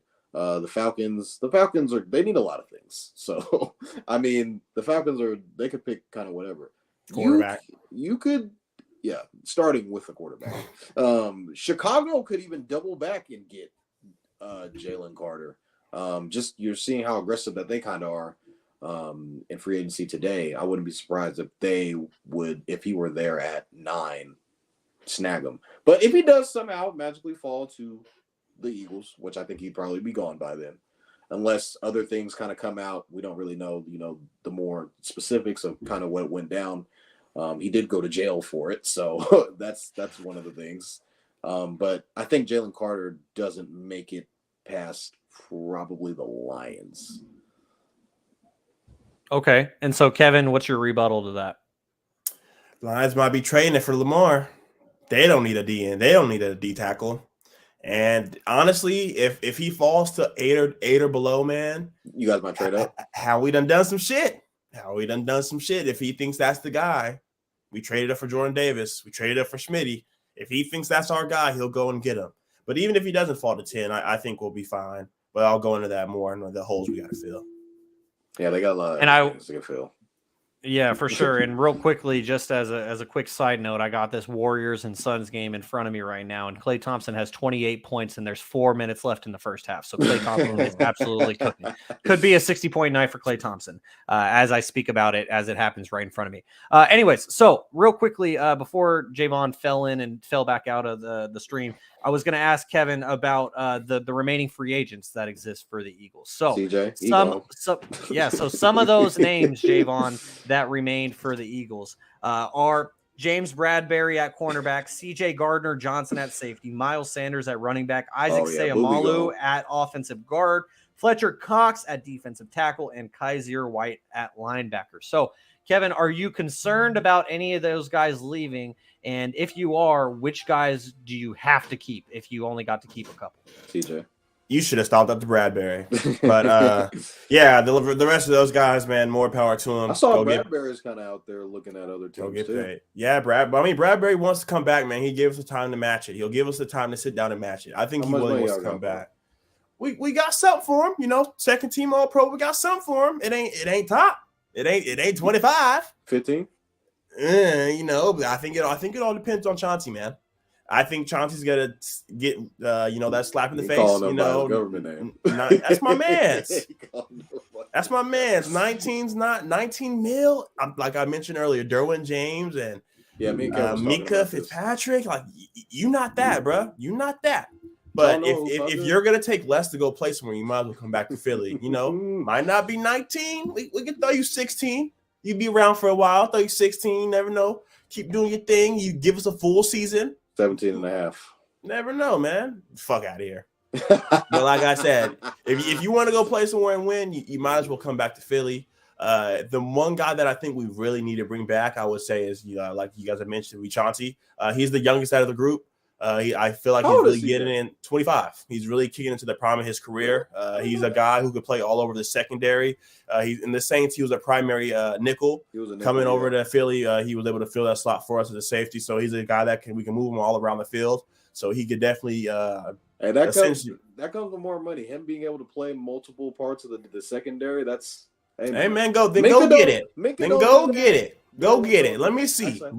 Bring it back to the table. A check to say 19 on it. Then we can talk. But, I think that's going to be our biggest one. Chauncey is going to be our biggest free agent. How we're going to fill these holes. Like I mentioned, we do have number 10. If we're lucky enough for Jalen Carter to come in, that sets our plans back another year. But Jalen Carter is a phenomenal player. Christian Gonzalez, a corner from Oregon. Joey Porter, a corner from Penn State. That's what I think y'all gonna get. Getting that secondary help, man. So if we're not able to re-sign Bradbury but bring back Chauncey, then I think one of those rookie corners to come in and Slay to mentor them, be a guy and help. And if he wants to go, man, like I told Toddy, you got a second for us? It's all yours. I told him. I said Ramsey went for a third. I said we got a fourth for you. And Hutchinson had more picks than him. So I'm not surprised he went for a third. And none of us know the tight end who got sent over there. Come on, man. So hold on. I'm just what saying. What I don't understand is how Kevin flips on these guys. Because he does. So quick, last week he mentioned earlier, and I don't think I missed it. He mentioned earlier exactly what he said to Jalen Ramsey last week. He was like, "Hey, Jalen Ramsey, come play over at the link. We'll make it nice and warm for you over here in Philly. Come over here." Yeah, and now he gets traded to Miami, and he's like, "That's why Aiden Hutchinson had more interceptions than you. We didn't want you anyway." That's not what I'm saying. The reason I said that was because Toddy said they got a third for Ramsey, and Ramsey's better than Slay, so that's why he said a fourth. And I was like, "That's why, you got a third for him." Aiden Hutchinson got more picks than you, dog. He played DN. They came out and made it public that they wanted a first and a second. Me and Toddy were going back and forth, man. Like, we got 30 for you. We got if you want to come sit in Philly, we got 30 for you, but we're not paying you after the year you just had. Darius Slay, coming off a Pro Bowl season, being 32 years old. All guys are going to come out and say, I can see myself playing at this high of a level for a couple seasons to come. That's a promise that he can't keep. We don't know, with older age, you get hurt or things like that. We have to do what's best for the Eagles. But the one guy we have to bring back is Chauncey. But if it's 19, then, assalamu alaikum. Hey, CJ is doing good. I told Kev, CJ is posting on Twitter, goodbye. Hey, Philly, it's been real, man. He's posted highlight tapes on Twitter. Hey, Philly, I love you, man. I love you, Philly. Day one free agency, no Chauncey news. I'm just saying, no one's bringing that 19. Free agency is a long period, sir. This is just the first. This is just the first one. He gave us goodbye a week ago. You think he'd be ready for it? I'm just saying. Day one came around and no Chauncey news. We'll see tomorrow. We'll see. We might talk about Thursday, but you never know. And that is exactly why, in addition to today's episode, we're going to have our special bonus episode on Thursday so we can cover everything that happens in the next 3 days, because the NFL free agency window officially opens on Thursday. And that's when we're going to see deals go from being proposed to being finalized. We're going to get into all of that coming up on Thursday. And Jaevon, by Thursday, half of those guys that I just named that were Eagles free agents will be on other teams. So we can talk to Kevin about that too. Have fun, Miles. Who are the rest of the guys? Isaac Samavo, Oregon State guy. Have fun playing wherever you're going to play. What about Fletcher Cox? That's the Eagles legend. Fletcher Cox, he's in the same. I think he's honestly like Kelsey. He's either going to retire or come back. I don't see him wanting to play anywhere else. So that's why I'm not really in the even with Kelsey. I wasn't concerned about it because I'm not worried about them playing in another jersey. It was just them hanging it up or not. But what are you saying? Hey Kev, so how many first round picks y'all got? 2, right? Yes, sir. So you got pick 10, and what was the second pick? Thanks to us with that fucking Trey Lance trade. Yeah. You said 30, right? Do the Eagles look at Bijan Robinson at number 10? 10? No, you don't. Nah, bro. This is 2023. We don't draft running backs in the first round. Nah, we'll draft one in the first round with 30 for sure. But 30. Bijan is a different type of guy. Hey man, you're gonna be different somewhere else. It ain't gonna be Philly, man. We have too many holes. We I think we're under their impression. With Kelsey coming back, we're bringing back the number one line of football. we could put one or three of us back there at running back and be successful. So I think we're kind of under that narrative, and we do it by committee anyways. So why bring in that guy to, be the bell cow back when we do it by committee? We have Kenneth Gainwell coming back. Hopefully we re-sign Boston Scott. I know that's the name you guys didn't mention, the giant killer. So if he comes back, that'd be great. But, if not, man, more power to you. I hope you all go and make that money, especially you, Miles. You did a lot for us. You said on draft night you was going to take us to the bowl, and you did, man. So, yeah, but you can always come back for a cheaper deal, man. You might not be able to retire your mom like you want, but oh, my gosh. keep going to the bowl. So, real quickly before we move on to the rest of the NFL news league wide, I just wanted to say for the last time probably regarding this Warriors game, they just went to halftime, and the graphic that they showed going to halftime said Bucks Kings showdown. I don't think I have ever seen a Kings game teased to be talked about. Kings up on the Bucks at halftime. By the way. Up 9. By 9. Love it. Absolutely. File that under things that I love to see. All right, guys. Well, now let's get to the other big news in the NFL and free agency, but also just in the NFL offseason. And let's kick things off, not free agency specific, but something that has happened in the NFL offseason that was big news this past week as the Bears traded the number 1 overall pick in the 2023 NFL draft to the Carolina Panthers. They traded it for a package, just the number 1 overall pick, for a package that includes the number 9 and 61 picks in the 2023 draft, a first-round pick in 2024, a second-round pick in 2025, and star wide receiver, DJ Moore. And I will keep my opinions and analysis on. No, he didn't. No, he did not. Unfortunately, that was not one of the many from wide receiver U. But anyways, so I will limit my analysis on this. All I will say, guys, is I'll throw this to you first, Kevin, because the big news for me with this is that, number 1, the Bears have decided to keep Justin Fields as their starting quarterback of the future. That's number 1. Number 2, they just got him a new number 1 wide receiver because no disrespect to Garry Love and Chase Claypool was not and now they got a number 1 wide receiver in DJ Moore. So what do you think about this deal, Kevin? Did the Bears win the deal? Did the Panthers win the deal? What's your take on it? Oh, man, the Bears fleeced them. The Bears took everything and more.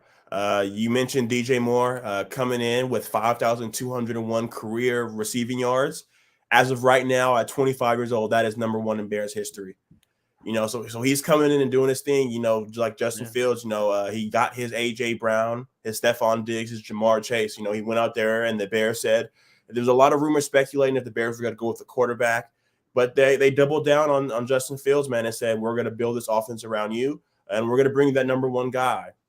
Like you mentioned, they have Chase Claypool, Darnell Mooney, Cole Kmet, who showed a lot last year in his rookie season, and Khalil Herbert, DJ Montgomery in that running game. And then Justin Fields in that running game, for him to have 1,000 yards rushing. Running game. Yeah, he was running game, but hey, don't disrespect David Montgomery, Jaevon. David Montgomery and Herbert were putting in work. Justin Fields was averaging more yards than them in like the last 8 games of the year. But he didn't do it by himself, is my point. Kevin, please continue. But everyone's expecting him to make this Jalen Hurts kind of jump. Let's slow down, guys. It's still Chicago. It's still Chicago. They still have a lot of other holes. So let's slow down on that. But I think this is definitely a move in the right direction. And they definitely have an Eagles kind of like move. They have 2 first-round picks next year. So if Justin proves that he isn't the guy, Toddy's a guy, the next Patrick Mahomes is coming in. So you never know. That Panthers pick could be a high pick. So they could end up with number 1 again next year. So I didn't think about that. I definitely think the Bears fleeced them, and they'll have those 2 first-round picks if Justin isn't the guy. But they've been doing their thing, and I'm excited to see what it comes for them. I did not think about that. That's a great point by Kevin. Yeah, because we've seen that just where teams end up sucking like the Broncos did. The Broncos were so trash that they finessed out of that Russell Wilson trade, and now Seattle's picking in the top 5 and they made the playoffs. We've seen the Eagles finesse the Saints, getting all the way to the Super Bowl, and now they're picking in the top 10 somehow. Usually those teams that are, get to the Super Bowl pick at the end of the first round. But now, these teams now, these general managers now, Ryan Poles, Howie Roseman, are those guys that, wheel and deal at, the trade deadline, try to get these guys. And then, being able to compete year in, year out and be able to draft in the top 10 of an NFL draft is unheard of. But kind of going back to what Kevin was saying, I've never heard anybody say anything about Justin Fields making a Jalen Hurts-like jump. I didn't see anything about that. I think Jalen Hurts was a better passer than Justin Fields was. Like, if we kind of compare them from year 1 to year 2, Jalen Hurts was kind of already progressing. From year 1 to year 2 for Justin Fields, we didn't really see any progression. If anything, he could have gotten worse. And Matt Nagy as a coach. Nagy, we understand that, but it does. A lot of it does have to do with where you're drafted, the situation you kind of get drafted to. Eberflus is a defensive-minded head coach, so there's not really anything there's not really, he doesn't have an offensive mind really like that in the building, I would say. But we can't say he doesn't have help. Darnell Mooney is a guy that we thought would be a number 1. He's definitely a great number 2. DJ Moore is a guy who was catching passes from Baker Mayfield, from Sam Darnold, from hell, it could have been from freaking Steve PJ Young, Walker. And everybody. He was catching passes from any and everybody. Me and Kev are probably throwing passes to him, but he's steadily averaging 1,000 yards. So he's a guy that is going to come in and be definitely a number 1 receiver. So that's going to relieve a lot of pressure off of Darnell Mooney. Cole Kmet is a guy that Kevin also mentioned. We mentioned that, Justin Fields was a guy who was getting 100 yards pretty easily, 80 yards rushing the ball. Are we going to see him kind of stay a little bit more in the pocket now that he has more help, weapons in Chicago now? I know we mentioned in free agency earlier in the year. I remember Uncle Manny was saying guys don't want to go to Chicago. It's usually they get drafted there or something happens via trade. And now that Ryan Poles is able to get a DJ Moore, which was crazy, and end up getting all of those picks and still get the 9th pick and a first rounder next year, it's a haul that they absolutely got for the number 1 pick. So we kind of, the chit chat of should the Bears draft Bryce Young? Should they stay with Justin Fields? If we knew that they were able to get all of this stuff and DJ Moore, I probably. Oh, it went out again. Well, ladies and gentlemen, you can catch exactly what he was trying to say in about 10 seconds as he was finishing his thought that he probably just reloaded. Hey, Jaevon, what were you probably doing?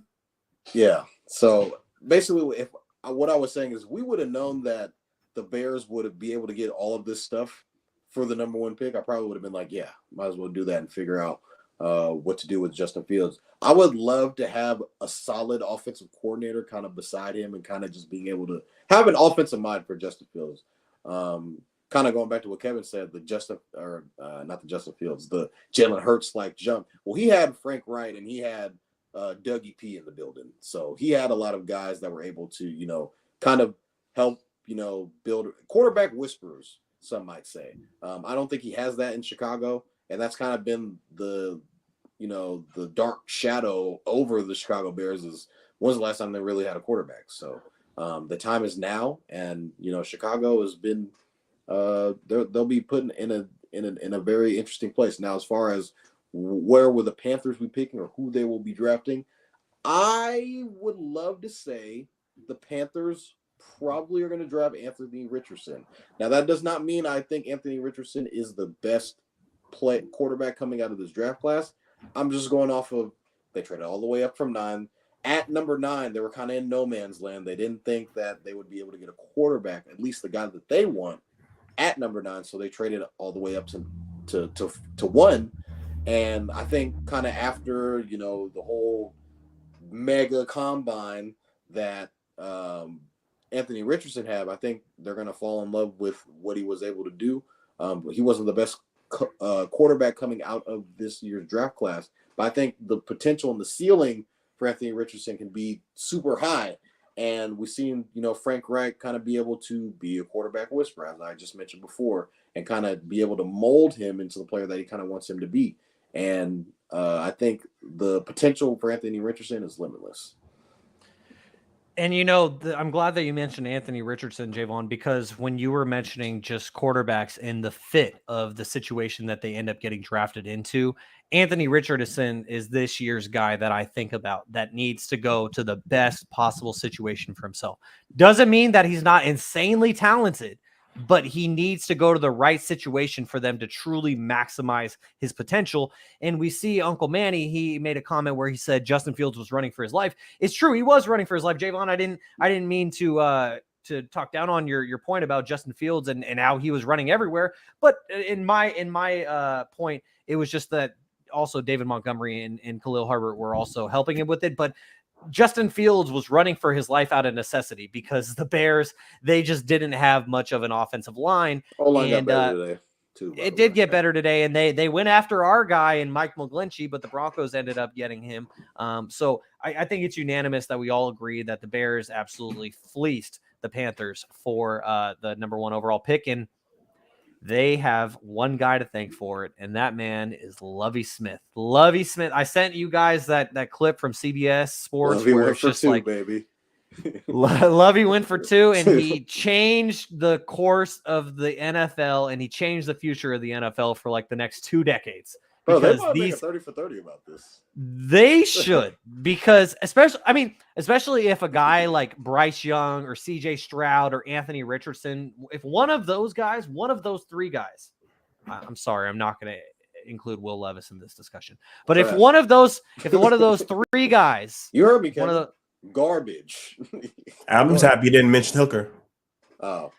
No, he needs to stay healthy. But anyways, if one of those 3 guys that I did mention, if one of those 3 guys is a Hall of Famer, they have to make the 30 for 30 because it's a Hall of Famer could have gone to the Texans number 1 overall if not for Lovie Smith.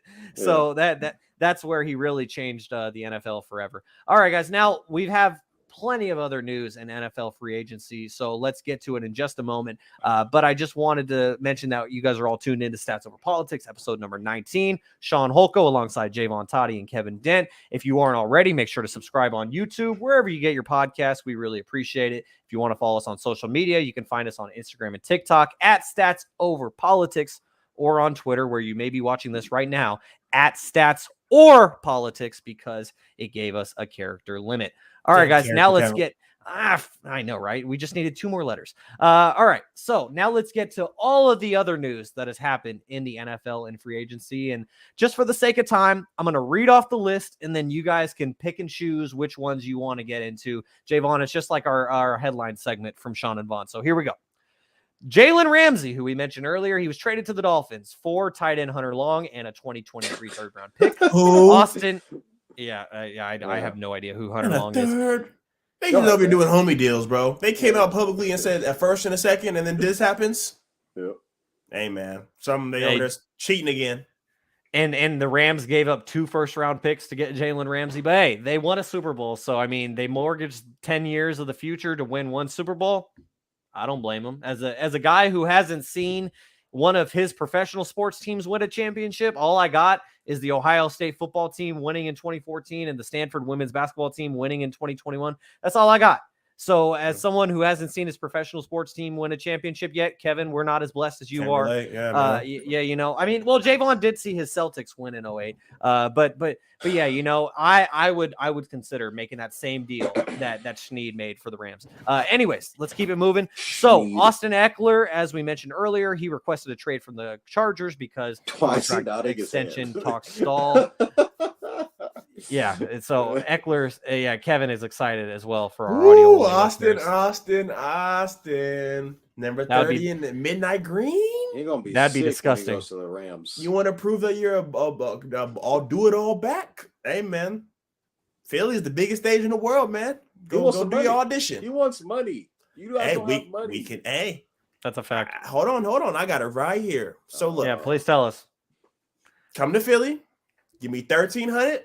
10 tugs, all pro year. We'll get you next year. That's him. That's Kevin, bro. He thinks that he's going to be. We'll get you next year, dog. Now he is not. No, that's not what he said. He said he wanted to do talks. They weren't even talking to him. We'll talk to him for 17 games. We'll talk. You know, I gotta see it, man. I need my return on investment. What have you not seen already? You just want to see it in a green uniform. Hey, that's what I'm saying, bro. You want me to pay? I need to see it. In a green jersey with Jalen Hurts, I need to make sure you're strong enough to push him over the huddle. Said that you don't need I need to see back. You're a running back by committee. Exactly. We don't. Said that. We don't. But hey, we add him to the mix. $17 million. You got it for him?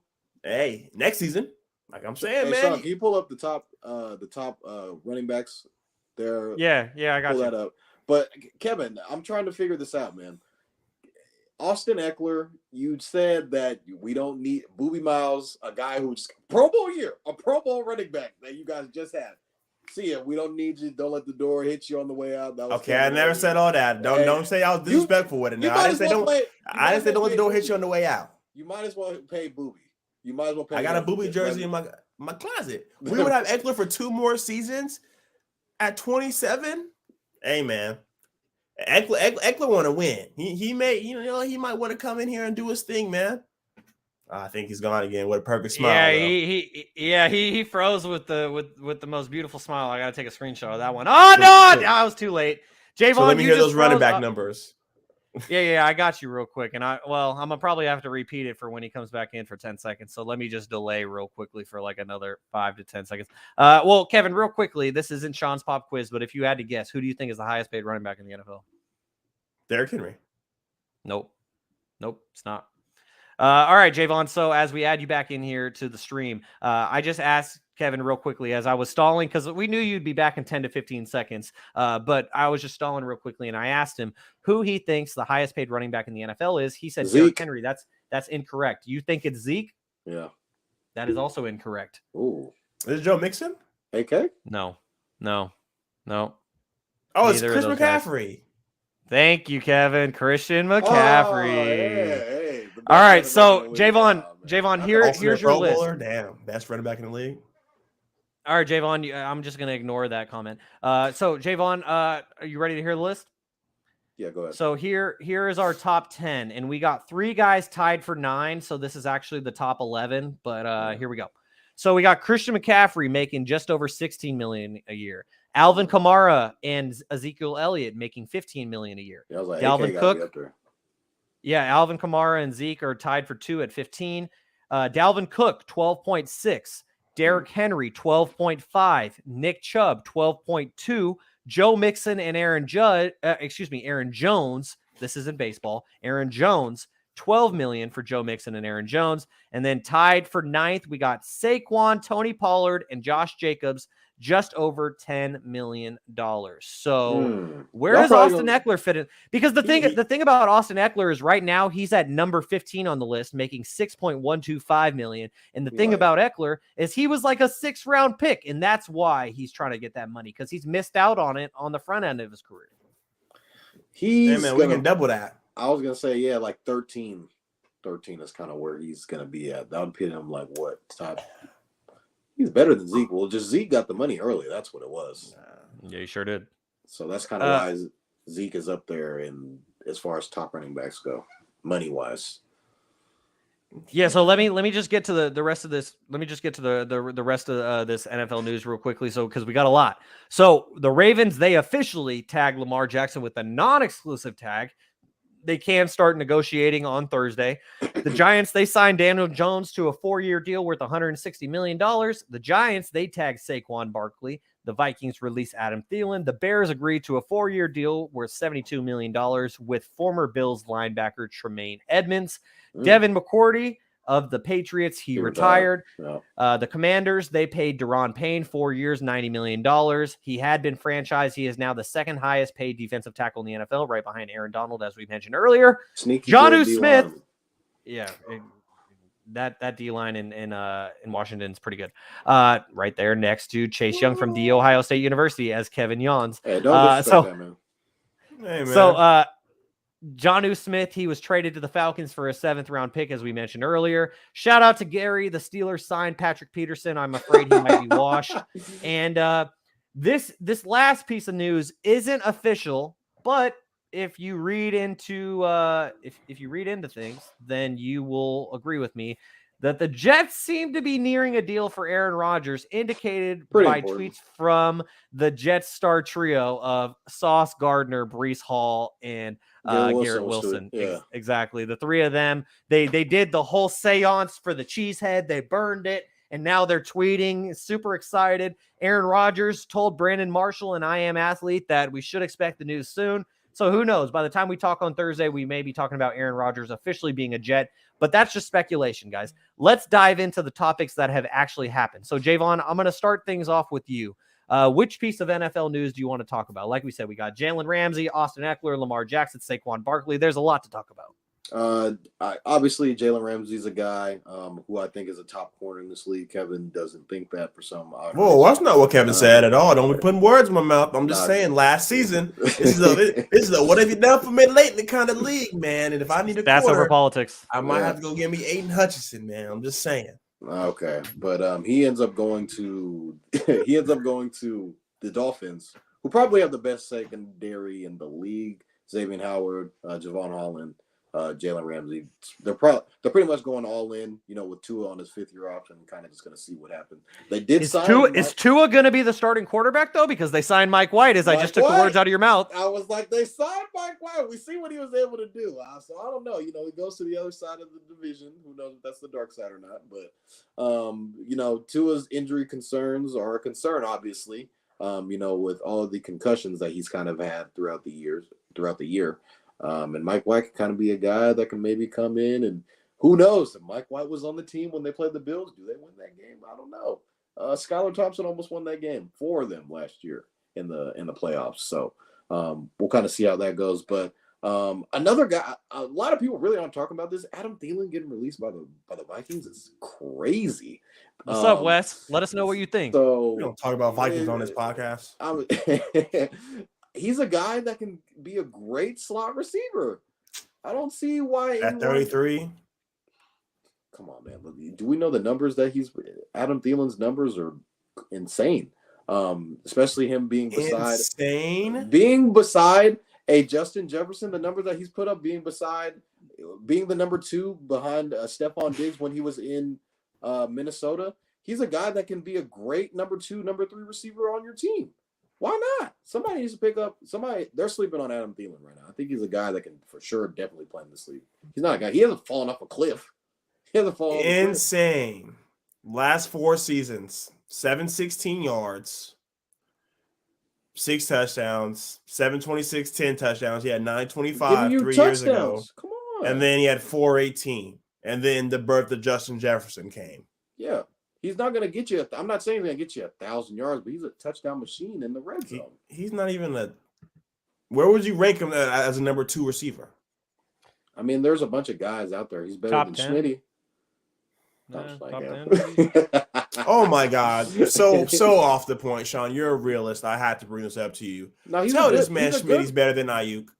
Oh, there we go. Give me a second to think about that. I said he's coming in and be the number 2 because Kevin was like, "We'll give you a 2nd-round pick for Brandon Ayuk." Kevin, I'm not telling you you're wrong. I just need to think about it. Go ahead, Jaevon. He said that we'll give you a 2 for Ayuk, and I was like, he'll come in and be the number 2 on your team, and he was like, nah, he was like, Devonta Smith is the number 2, and I was like, and then he was like, oh, he's Brandon Ayuk, he only had 1,000-yard receiver only once. I was like, yeah, Jimmy Garoppolo is your quarterback. I mean, then why not? If he had Jalen Hurts, he'd 1,500-yard receiver. What are we talking about? He's a very crisp route runner. He gets open. He gets open. So I wouldn't say Devonta Smith is I think Brandon Ayuk is a better route runner than him, but I think that Devonta Smith has all the tools to be probably a better, more complete receiver than Ayuk. But I think Ayuk is the guy he's going to be open, wide open. That is. So let's put it on the podcast, Toddy. Let me know. Ayuk's better than Smitty. Oh gosh. All right, Shaun, come on. Right now, he's better. Okay, hold on. Yep, I got you. I'll write that one down. So there we go. Let me just grab my pen real quick. Okay, I got it. All right. So anyways, so then there's no lag on the audio and they're not just hearing no noise. I will say, Kevin, that I do think that I would take Devonta Smith over Brandon Ayuk. Everyone would. But there is a but. The caveat is I don't think the separation is as big as you think it It's is, not. Kevin. It's not. It's not as okay. So Kevin, before you look up all your numbers and you It's start already right giving us here. I the- don't gotta look it up. Okay. So before you give, I saw you working on that. Before you give us the stats over politics, just explain to me without numbers. Explain to me why Devontae Smith is significantly better than Brandon Ayuk, because that's what I'm hearing from you. It ain't route running. It's everything. It's playmaking. It's route running. I would take Brandon Ayuk. I would take Devontae Smith in every category there is against Brandon Ayuk. He's taller than him. He's a bigger wide receiver, and Schmitty's small, so that says a lot for him to be bigger than somebody. So I know you can say the Jimmy Garoppolo thing, man. He won the Heisman. He's not even getting the target shares, man. But before this year, without Debo, he probably not cracking 60 receptions in 2 seasons. So, I mean, it's easy to be over there and be number 3 and 4, but Schmitty had to come and be number 2, and the numbers don't lie. So we don't have to get into the numbers. I know it's going to hurt you guys, and Shaun's a realist, so I respect it, but Schmitty's clear as Ayuk. Monday, Tuesday, Wednesday, Thursday, Friday, Saturday, Sunday. Okay, so but the follow-up question that I have to that, though, because as you just mentioned, I'm a realist, so I'm just going to try to ask just the I mean, I am a homer. It is what it is, but I try to ride the fence a little bit and just play the devil's advocate, at least when Gary's not here. And so the genuine question that I have for that is you say that Ayuk is a 3 or 4, but Smith is a bona fide 2 on the Eagles. But the Eagles, they have a guy in Dallas Goedert who you were very high on, and he potentially could be a number 2. And then you also have all of those guys coming out of the backfield that Jalen Hurts was dumping the ball off to, because that's kind of the same situation as we see in San Francisco, where it's like, okay, Debo is your number 1 wide receiver. We got guys. George Kittle is most of the time your number 2 target. And so, yeah, Ayuk probably is more so of a 3, maybe a 4 when Christian McCaffrey came around. And so I'm just wondering the difference, because to me, and Kevin, you can clear it up for me because I don't watch as much Eagles football as you, but to me, Smith and Ayuk are in the same exact scenarios where it's like both teams have a number 1 wide receiver straight up who you were behind. Then they also have really good tight ends. I'm not going to say elite, but they have really good tight ends. And then even with the 3-headed monster that is the Eagles backfield, that equals 1 Christian McCaffrey. So then, hey, you got a good backfield as well. And so to me, they seem like they're in the exact same situation. Please tell me the difference. I would just say an opportunity. We saw when Debo went down, and Brandon Ayuk had to be the number 1 guy. Yeah, he had a lot of production, but he wasn't what we thought he was going to be. And when Schmitty wasn't with AJ, and he had to be the number 1 dog, we saw it week in and week out. So just the opportunity as the number 1 dog, you have to give it to Schmitty. All right, there you go. And Jaevon, just for the record, I have it down. Jaevon said on March 13th, 2023, episode number 19, I'm taking Brandon Ayuk over Devontae Smith. But everyone, let's not forget that Kevin said I'm taking Jalen Hurts over Patrick Mahomes, Justin Herbert, Josh Allen, and Joe Burrow. I just want y'all to know we were 3 points from that shit being crazy. We were 3 points from that quote going fucking nuts. 3. I would have came in here on Monday. Oh my God. I'm telling so you, at close. halftime, I had it all planned out. Oh boy, he said halftime. Hey, Kevin, we had a 10-point lead in the Super Bowl too. I know how it feels. It hurts. All right, so guys, before we move on to the NCAA and March Madness to close things out, did you have any other thoughts on any of the stuff that's happened in NFL free agency? I read a lot there. I mean, I know you guys really talked about Jalen Ramsey and Austin Eckler a lot. Lamar Jackson getting signed to the non-exclusive tag, not the exclusive tag, the non-exclusive tag. Saquon getting tagged. I mean, there's plenty of other news that has happened in the last week in NFL free agency. If you guys want to. Jaevon, do you want to touch on any of those topics before we move on? It's disrespectful. A lot of teams, people are saying that, teams aren't going to give Lamar what he wants because, he wants the guaranteed contract, yada, yada, yada. But I think a lot goes into it because they don't want to give up 2 first-round picks, kind of trying to match the offer. That goes into it a lot as well. But I think Lamar is worth $200 million guaranteed. I don't see why that should be so far-fetched. I mean, he has all the accolades. He has the MVP, for Christ's sake. He's won playoff games. why isn't Lamar being looked at? Doesn't really make sense. Me and Kevin kind of went into it a lot last week on, the whole Lamar Jackson fiasco, but it's kind of just starting to figure out. I think right now it's kind of looking like he's probably going to end up staying as a Raven, but at the same time, we could get a Shefty bomb. Hey, he just went to the Jets. So, because right now we're not hearing anything that Lamar or we're talking to this team is kind of interested. We haven't heard anything. We just, as soon as this news came out, everybody was saying, all right, we're out. We don't want Lamar, like, instantly. Like, it was kind of weird that happened. Like, they were just like, you know what, that's it. Like, we're cool, Lamar. We're not really gonna. And all the teams that are kind of quarterback hungry right now are kind of like in the draft right now. So, there are other teams that we already said, hey, what if the Lions look at him? What if the Tampa Bay doesn't have a quarterback? Tampa Bay's trying to tank. They're trying to get Caleb Williams. So they're not really in the business of paying the quarterback. So Lamar has to go to a team that's ready to win now. And I think those win now teams that are just, a quarterback away kind of already said that they're out already.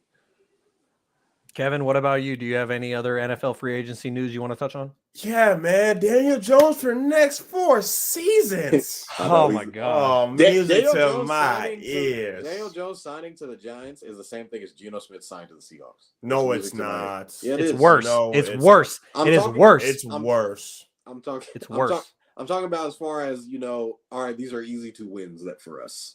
That's what Kevin's viewing it as. He views it like, okay, I get it. Yeah. This is an easy 2 wins for us. The Niners went 3-0 against Seattle. The Eagles went 3-0 against the Giants last year. So that's why we're both happy. All right, Kevin. So let us hear your thoughts on the amazing signing of Daniel Jones for 4 more years in New York. Hey, man, I was scared they were going to try to trade into the draft and get one of these young guys, man. But to say that I get to see Daniel Jones twice a year, hey, man, I have to show love to my Dookie brother. Congratulations. You signed up to be the punching bag of the NFC East, man. Congratulations. I was surprised for them to see that they're not going to pay Saquon. But, it's a quarterback-driven league, and he came in and won a playoff game against the fraud Vikings. You can take that as you like. Sorry, Wesley. But I'm happy to see Daniel Jones, man, come in and continue to get sacked and throw picks, and I'm looking forward to it, man. Like Uncle Manny just said, easy wins. Just easy wins. And last thing off free agency, man, Jaevon Hargrave, when you come to the link, it's gonna be a long one for you, brother. I know you got so good going against the number 1 offensive line in football, but now we ain't holding it back. We ain't just touching you now. It's gonna be hard, man. Joey Bosa played and he cut his leg up, and that was the only time he was on the big screen. It was Nick. It was actually Nick, though. Couldn't tell you. Neither of them showed up. So one of them is a defensive player of the year. The other one isn't. But okay. So when Jaevon Hargrave has 2 sacks against the Eagles, then I don't want to hear anything. Bro, like I said, number 1 offensive line in football.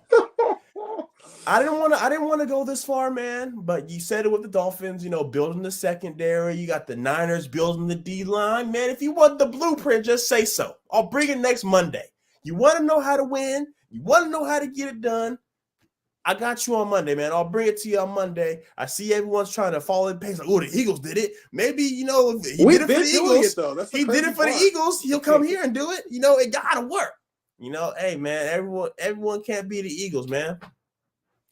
Hey, Jaevon, do you remember a couple of weeks ago when we were talking about all the different guys that the Eagles have as free agents and then all the guys that the Eagles didn't have that were going to be free agents? And Kevin was like, oh, yeah, I'm about to get him, keeping him. He's coming back. We're going to get him. He's coming back. 2 guys coming back. Y'all keep putting words in my mouth. I will. Bradbury and Chauncey. Everybody else, man. I'm going to have to. Yeah, you know what? I apologize. I did not come prepared. I should have come with the receipts ready to go. I don't mean to be reading our private group chat, but if something is a sports discussion and it needs to be brought up on the podcast, I'll bring that receipt. It needs to come to light. I didn't come prepared, and for that I apologize as the host. But I got to do better. But hey, let's keep things moving, gentlemen, as we get to our last topic. But before we get to March Madness, I just want to get to some NCAA basketball topics.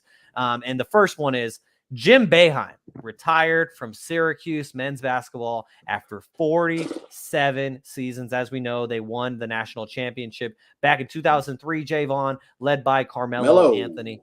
Yes, sir, led by Melo. And so, what are your thoughts on them doing this?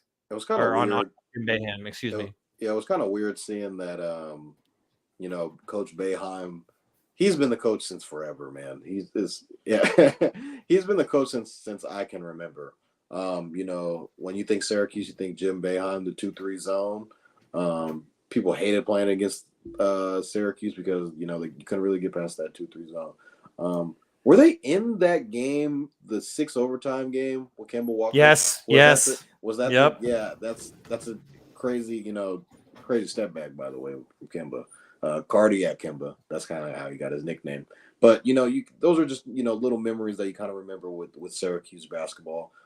It's really crazy to think that Coach Boeheim only has one national championship, but he's been to several NCAA tournaments, Final Fours, Sweet 16s, Elite Eights, the whole shebang. So he's going to go down as one of the greatest college coaches ever.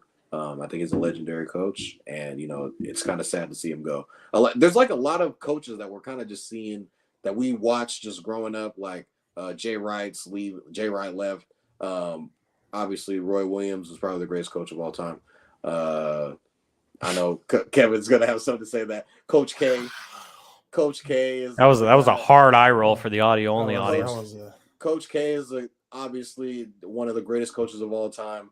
Legendary coach, is a guy that we've seen, leave the sport of college basketball. So you're kind of just starting to see like these coaches that we've grown up and just be like, yeah, that's Coach K, that's Duke. Roy Williams, that's North Carolina. Coach K is Duke, and then Jay Wright's Villanova. So we're just seeing a whole bunch of guys that we just know those were their programs just stepping away and just getting up there in age and just saying, hey, I'm going to retire. So sad to see Coach Boeheim retire. So, Kevin, for our audio-only listeners, they didn't get to see the beautiful jersey that you just displayed. So can you describe it for our audience? We got the gray throwback Melo Syracuse jersey, man. National champion, Carmelo Anthony. Like Toddy mentioned, the only one that Jim was able to win, man. And as a Duke fan, I'm sad to see him leave. But I'm hoping the 2-3 zone leaves with him. I'm not gonna lie to you. They hired the assistant, so he's seen the success with it. But it's modern basketball, man. People don't practice 2-3 zones every day. So yeah. I hope that leaves with him. But I'm happy I don't got to worry about him terrorizing us anymore. And just a quick update, even though everyone, if you're watching on YouTube, you probably got the Kings game in front of you as well. Kings are up 3 right now, and Giannis had 40 points after 3 quarters. Jesus Christ. And yeah, Giannis had 40 after 3 quarters, and Sabonis was 1 assist shy of another triple-double through 3 quarters. Answer. So hopefully the Kings pull this out against probably the best team in the NBA, and that is the Milwaukee Bucks. We shall see. So, guys, now let's get to some March Madness, as March Madness has officially begun. Everyone loves filling out their brackets every year. He's got triple-double, by the way. There it is. He officially got the triple-double through a minute in the fourth quarter. Nice job by Sabonis. And I always forget to mention, I always tell Jaevon, like, I can't watch a Kings game with Jaevon if we're not in the same place, because I'm watching on a stream that's like a full minute behind him, and he's just going to tell me everything that happens before I even see it. Oh, yep, there it is right there. So anyways, every year people fill out their brackets, the men's and women's brackets. And Kev, did you fill your bracket out? Of course. I didn't see it. Well, we're going to talk about our brackets. It doesn't let you see till the 16th. Yeah, it lets you know that someone has entered a bracket, but it doesn't tell you who they picked until it locks in on the day that it starts on Thursday. And so anyways, what we're alluding to is we have a stats over politics bracket challenge. You can check it out on the ESPN Tournament Challenge. You can access it on a computer, on your smartphone. If you're on a smartphone, you can download the ESPN Tournament Challenge app. Super user-friendly, super easy. And to join our group, you just make a bracket, and then you just look up Stats Over Politics. We're the only one. You find us, join us, and we can see who is the cream of the crop when it comes to the Stats Over Politics audience competing with us, not only, gentlemen, but also with everyone else who decides to join. And real quickly, Jaevon, I know that we had for our Shaun and Vaughn audience, we had Sav Nation. Kevin, do you have any early ideas of what we should call our Stats Over Politics audience and our fans and listeners? It can't be politicers. I'm sorry, Kevin. No, it definitely can't be. It definitely can't be. Yo, that's crazy. Ask me next week. I'll have a list for us. I'll all right. We'll follow back up. Kevin's going to give us a list, and then everyone can vote on it, and then we'll go from there. Because I saw on your Centers podcast, Kevin, I saw that they him and Travis, they had a vote to name their audience for their podcast. They didn't go with jabronis. They went with the 92 percenters because you got to give. I think it was like give 92% on everything. There was a meaning behind it, but I'm gonna butcher it, so I'm just gonna move on. Anyways, everyone, make sure if you're filling out a bracket, you're doing it on ESPN. Join our group. You can join multiple groups. You can be with your family. You can be with your office, and you can be with Stats Over Politics. Just look up Stats Over Politics on the ESPN Tournament Challenge and join our group. Let's see who gets to the top. Are we going to put any money on it between us? We got to talk about that in our group chat. We'll see. Kevin doesn't look confident, but I mean, Sophia, Jaevon's girlfriend, is going to probably just smash us all. So we probably should hold off on that. Anyways, guys, we're running out of time. So now let's get to March Madness. So real quickly, before we get to March Madness and we give our boldest predictions for what's going to come up with March Madness on the men's and women's side, I just wanted to talk about the men's tournament versus the women's tournament. And I'll make this quick because I'm not excited for the men's tournament at all, personally. That's fine. I have been a casual when it comes to watching men's college basketball, but it's also because the big names are gone after 1 year, and I don't really have as much interest. And I typically don't pay attention to men's college basketball until March and this week, basically. This is the first time I'm really locking in because just off of the top of my head, the guys that I think about in men's college basketball is a guy like Brandon Miller, who we know the situation going on at Alabama. Don't have to get into that.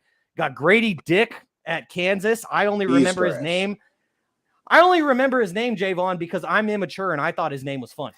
And then I also think of a guy like Drew Timme, who's at Gonzaga. Those are the only three guys. Yeah, exactly. And those are the only three guys that I can think of off the top of my head in men's college basketball.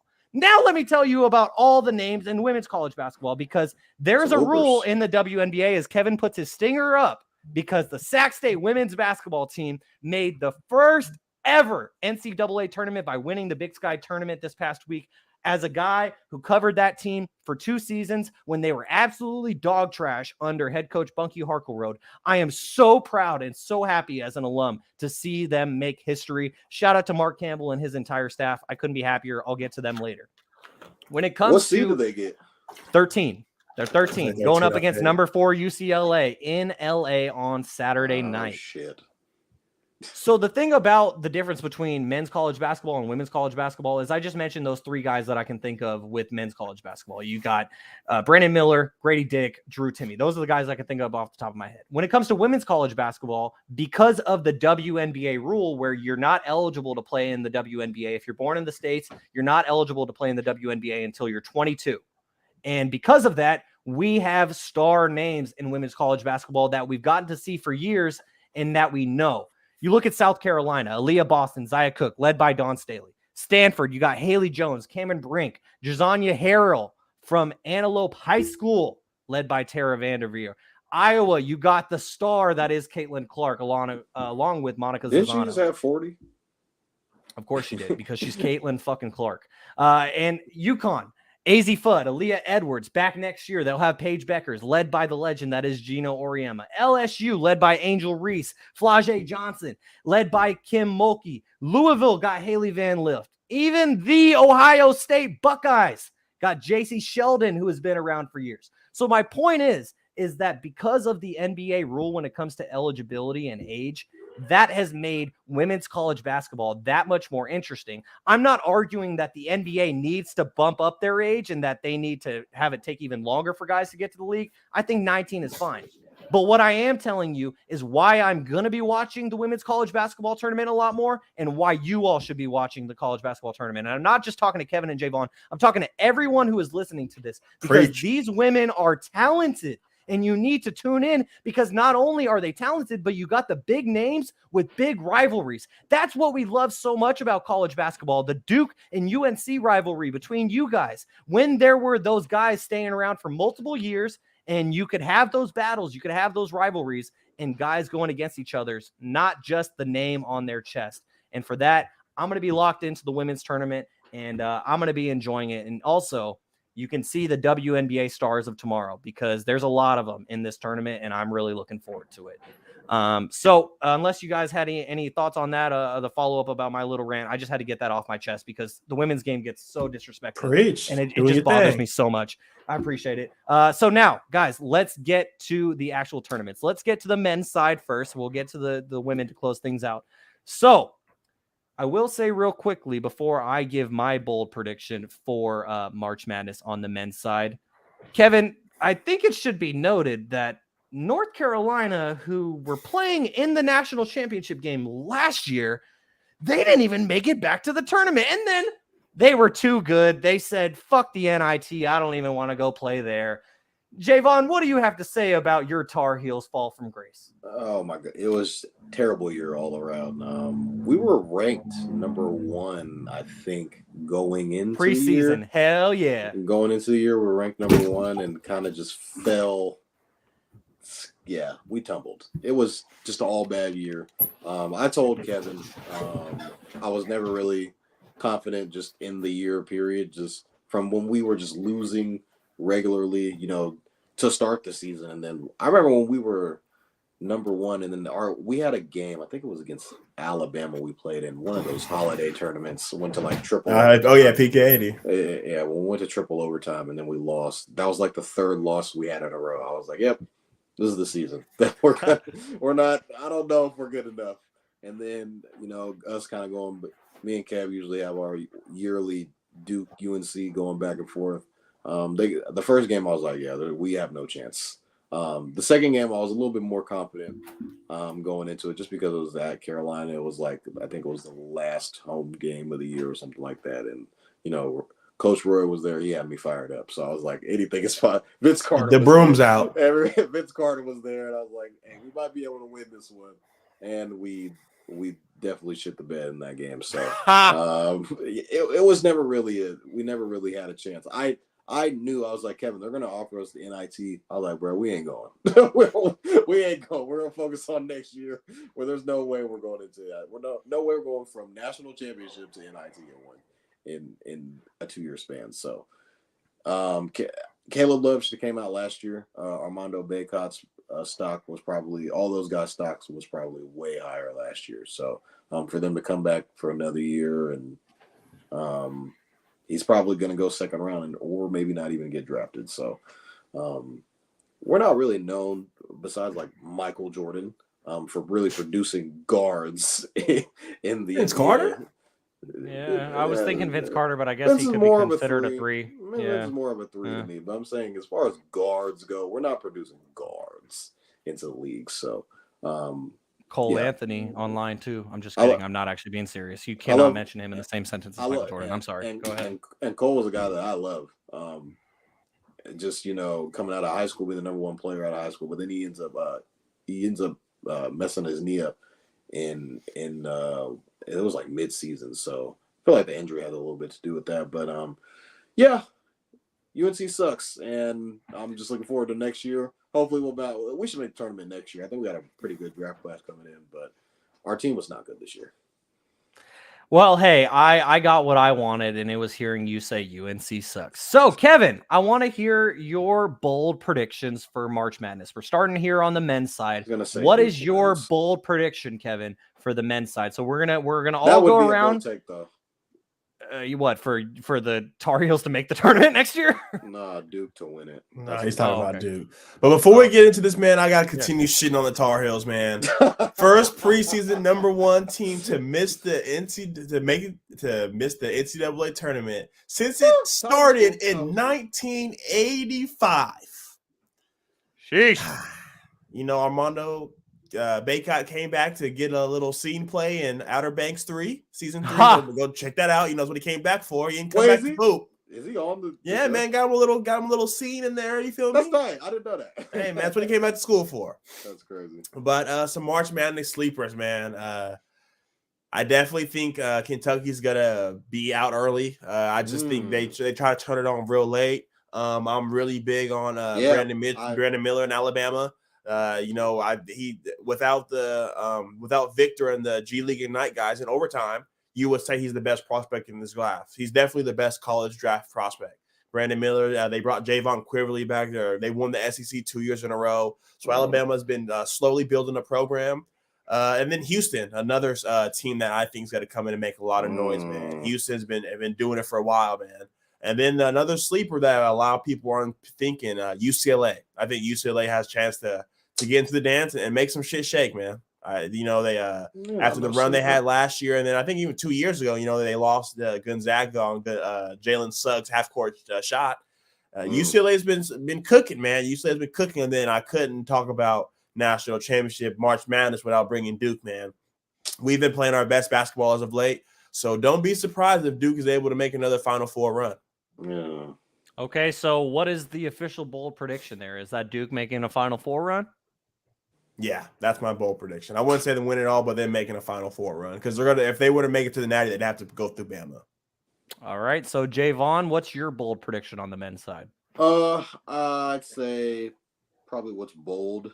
I got TCU getting to the Sweet 16. They would have to go against a Gonzaga in the second round. I don't think Gonzaga's that good this year. Just based off, I'm just going off of how they've looked just throughout the year. The end of the year strong, but kind of them in the conference that they usually play against the most when they play good teams they usually lose. Didn't they play Duke this year, Kevin? They lost, or was that a couple years ago? A couple years ago. Yeah, okay. Oh, that was when Paulo was playing. Yeah, man. I got the bracket that I filled out. I got Bama winning it. I think they're the best complete team. I got Duke getting to the Sweet 16. I think they're just so hot right now. They've just been on fire. Duke would have to get to the Final Four. They would have to beat a Purdue, and I think Purdue is one of those. I think Purdue is one of the best teams. Have that motherfucker circled, bro. They embarrassed us by 35. Have that motherfucker circled. We're coming for all that. I think Purdue's better than you guys this year. I just think right now what you guys are riding off of just how great you guys played at the end of the year. ACC tournament, winning the ACC, and only in the 5th seed. Paulo, I think I said that in the group chat that Paulo was like, we're only a 5th seed, blah, blah, blah. But me and Kevin were talking about it, and I was like, they only gave you – I was like, what kind of seed do you think? He was like, at best we'll get a 5th.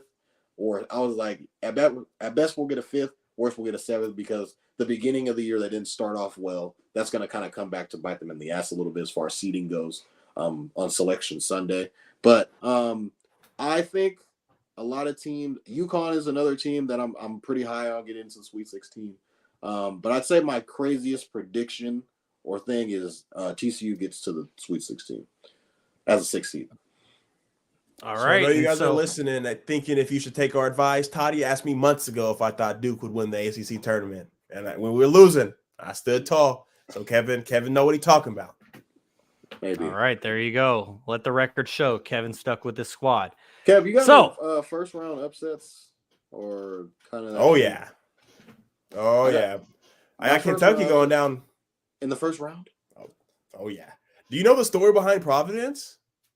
They got really good guards, bro. They had a dude who played for Kentucky, and then they told he couldn't come back, and now he went to Providence and he's killing. He's gonna cook them. I got Kentucky winning that game though. The game that I had as kind of like the upset is Charleston over San Diego State. They're a 12 seed. That's nuts. They won their division. They only lost 3 games this year. They're about to lose 4. San Diego State they did win their division. They did win their conference. I think Charleston also won their conference as well. But you could argue the competition level isn't as good as what San Diego State usually used to playing. But I think that's probably like my biggest upset of the tournament that I have in my bracket. So, Kevin, I think it's great that your team made it to the tournament because Jaevon's team didn't make it. Both of my teams being Ohio State and Stanford, neither of my schools made it. They tried. They did try, but unfortunately they didn't get the job done. And so congratulations, Kevin. You're the only one whose team actually made it to the tournament, but they're not going to be there for very long, because my bold prediction is that Duke gets upset in the first round. Ooh, Kevin, I'm just glad that I saw that reaction from you. That instant reaction, the smack of the lips. There's just the idea on your face of how could he? This ain't 2 years ago, Oral Roberts. Ooh. Okay, well, let me tell you a little bit why it is going to be like that, because you referenced 2 years ago, and for those of you who aren't well versed on what happened 2 years ago, Oral Roberts came into the tournament as the number 15 seed, and they knocked off the number 2, Ohio State Buckeyes. They knocked them off the year that I thought the Buckeyes were going to win the whole thing. You remember that, Jaevon? Yeah, I do too. You picked them to win it, and they lose in the first round. That was disgusting. Anyways. So, yeah, Oral Roberts, they broke my heart. And, Kevin, you are a noted Ohio State fan, so they broke your heart too. Well, yeah. Kevin, you're about to despise Oral Roberts the most out of any school in this tournament because, okay, you referenced back to 2 years ago. The one constant, as they have from 2 years ago, is that guy, Max A. Smith, who absolutely cooked the Buckeyes 2 years ago. Oh, he's there. He's back. He's still there, and he is leading the charge for Oral Roberts. And Oral Roberts has won 17 games in a row, which is currently the longest winning streak in NCAA. And Kevin, I get it. Kevin, I know what you're thinking. You're saying, all right, they've won 17 games in a row. Congratulations. The streak has to come to an end at some point. It's not going to happen against Duke because I have Oral Roberts not only beating Duke, but I have them making another Sweet 16 run because I said bold predictions. I feel like I'm the only one who gave a real bold prediction here, but that's my bold prediction. I got Oral Roberts beating Duke in the first round and then even advancing to the Sweet 16. Kevin, you can rebut that thought right now. Hey, man, like I said, this ain't 2 years ago. We don't got Granny at Chicago Loyola. The Cinderella story is going to have to come to an end sometimes, and, congratulations. Playing who knows who they played against for those 17 games, but they got it done as Division I basketball. You have to give them their credit, but Duke's playing too great right now. During the whole by 6 points, by the way. During the whole ACC tournament, we only let the largest deficit was 2 points. We spent 4 minutes and 32 seconds trailing in 3 games. Mm-hmm. We're playing the way we're doing. Kyle Filipowski, supposed to be taking the SAT right now. They're hot. Came in here and said, you know what? Fuck a senior year. I got it now. So Duke's playing well right now, and we're doing our thing. So I'm interested to hear that, man. I can't wait to. Hopefully they play on Thursday by the time our show comes on.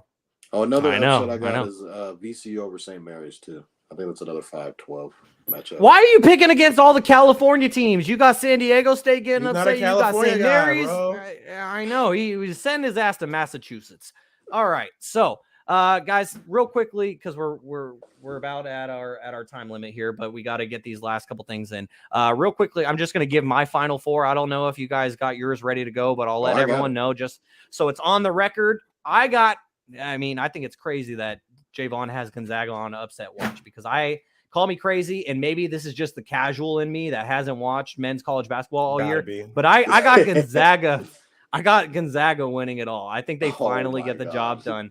They're going to be led by Drew Timme, but my final four is Alabama, Memphis, Texas A&M, and Gonzaga. I only have one seed making it to my final four. Golly. Go ahead, Kev. Final four. I got Bama, Duke, Houston, UCLA. Houston. Okay, who's winning it all? You said, did you say Bama or was that? Nah, So, it's the bias in me. It's the bias in me, fellas. I think we're going to get it done, man. Jaevon, it is literally a repeat of 2021 right now. I feel the vibes. Y'all didn't have a chance. What do you mean, y'all? What do you mean, y'all? You're supposed to be a Buckeyes fan. What do you mean, y'all? Not basketball. I don't support D'Angelo Russell. I stopped after that. But Turner, I was there Greg for a while. Oden. Greg Oden, I was there, but it's been a downhill, They got Tate. I don't even know his first name. He playing in the league now, but Shaun. It's been a downhill, man. I have to just stick to strictly college hoops with Duke, man. I have to break that tie. All right. Well, I mean, Jaevon does the same thing with USC football and Carolina hoops. So, Jaevon, real quickly, who's your Final Four and your winner? Final Four, I have Alabama, Marquette. Okay, that's unanimous. I got Marquette in there. I got Texas, and I got UCLA. I got Alabama versus Texas in the championship game. I got Bama winning it all. All right, there you go. So we got Gonzaga, Bama, and Duke. We shall see what happens there. Guys, let's get to the women's bracket real quickly. My bold prediction for the women's bracket is number 13 Sacramento State defeats number 4 UCLA on Saturday. You're shaking your head at me, Jaevon, but let me tell you why. Okay, please don't let them get blown out by 20. Please don't let go. Jaevon, I will bet you $20 right now that they don't lose by more than 20. I can't. Whoa. I can't. Whoa. Kevin, you want to take that? Kevin, you want to take that? You want to take that, Kevin? What? Are we Come on, really Kevin. making bets on the Hornets? Yes, I had to we Google sure are. who else what the Hornets were just so I make sure we would talk well, about I've been paying attention, and I'm confident to tell you they're not going to lose by more than 20 points. If anyone, you guys can take me up on it before Friday. UCLA second? They're fourth. They're the 4 seed. They are a 4 seed. So we got number 4 UCLA on their home court because in the women's bracket, they play the first 2 rounds on the home team's home court, whoever is a top 4 seed or whatever. And so UCLA will be at home. Sac State is going to go to UCLA and beat the Bruins on Saturday. I'm confident enough to put 20. If Jaevon and Kevin don't want to make this bet, Garry doesn't want to make this bet, anyone else, find me on social media at Shaun_Holko. The Sacramento State Hornets will not lose against UCLA by more than 20 points. They may lose, but not by more than 20 points. I'm picking them to win the damn game. And the reason why is unlike when I covered the team and they were led by head coach Bunky Harkleroad, now they have a competent head coach in Mark Campbell. Where did Mark Campbell come from? He came from the University of Oregon when he led future WNBA players and Sabrina Ionescu and a Satu Sabali and a Ruthie Hebert, just to name 3. Mark Campbell was on that staff. Who else was there with him? Xavier Lopez was there. He's one of his assistants. Minion Moore. She has experience with the Pac-12. She played at USC, and then she transferred and played at the University of Oregon for her senior year. Oh, yeah. Also on the Sac State bench is Nyara Sabali, the 6th overall pick in the 2022 WNBA draft out of Oregon. So my point is, she's an assistant on the Sac State bench. But UCLA my point is a 25.5 point favorite. I gotta jump on that. I gotta jump on that. I haven't bet at all in 2023, Jaevon, but I might have to jump on that because I'll take the Hornets with the points on that one. But that's my point. That's my bold prediction. My point is that the Sac State coaching staff has Pac-12 experience. I'm just gonna go off on a limb. Shaun, I'll take your bet. I'll take it. All right, $20. There it is. I'll take it. All right, I got you. Yeah, I will write myself on the notepad. Sac State will not lose by more than 20 points. So, Jaevon, while I'm writing this down, tell me any bold predictions you might have for the women's tournament. I don't really have too much bold. I'm too much of a casual. I'm just gonna say UConn's gonna win it. UConn or South Carolina. Okay, that's not a bad pick. Kevin, do you have thoughts on the women's tournament? If it's not Stanford going back to back, I got LSU winning it. Ooh. So it would actually be South Carolina going back to back because Stanford had won in 2021. South Carolina won 2022. What's Iowa's rank? What did they get? Iowa's a 2 seed, but they are the number 1 2 seed. Iowa arguably could have been a 1 over Stanford because old girl that had 40 the other day. I'm gonna go with Iowa. Caitlin Clark. Yeah, Caitlin Clark. She a dog. So my Final Four is Iowa, and it hurt me to put Iowa in the Final Four because that means they beat my Stanford Cardinal in the Elite 8. But I got Iowa, South Carolina, LSU, and UConn. And winning it all, Jaevon, I wish I spoke before you, but I got Iowa winning it all, and it's because of Caitlin Clark. I got Iowa beating South Carolina in the championship game, taking down the reigning champions. And why? It's because Caitlin Clark is her. We talk about who is him. Caitlin Clark is her. They made a comparison a couple weeks ago, and I'm not going to be the one making it, but I'll just repeat what I heard, is that there was a sports commentator saying Is Caitlin Clark the Steph Curry of women's basketball, or is Steph Curry the Caitlin Clark of men's basketball? Someone said that. That's how fucking good Caitlin Clark is. And I think she's going to take over, and she is going to win her team a national championship, because in her freshman year, she got eliminated in the round of 32 by Creighton on her home floor. She will never forget that. And I think that this is the year that Caitlin Clark wins the championship and hoists it for Iowa. George Kittle will be very happy, as the Kings look like they're about to lose this game against the Bucks. I know, I saw that. So unless either of you wanted to give your final fours for the women's bracket, I think it's time to get out of here. Any final thoughts, gentlemen? No, man. Out with the old, in with the new, man. The Kobe Dean, Jordan Davis. Get over. All right. Darius Slay will be gone probably by the next time we record. Yeah. Catch you all for a special episode this upcoming Thursday, March 16th. We will catch you all for a special NFL free agency edition of Stats Over Politics. We appreciate you all for tuning in here on episode number 19. Make sure to subscribe on YouTube and wherever you get your podcast. Follow us on Instagram and TikTok at Stats Over Politics, and on Twitter at Stats or Politics.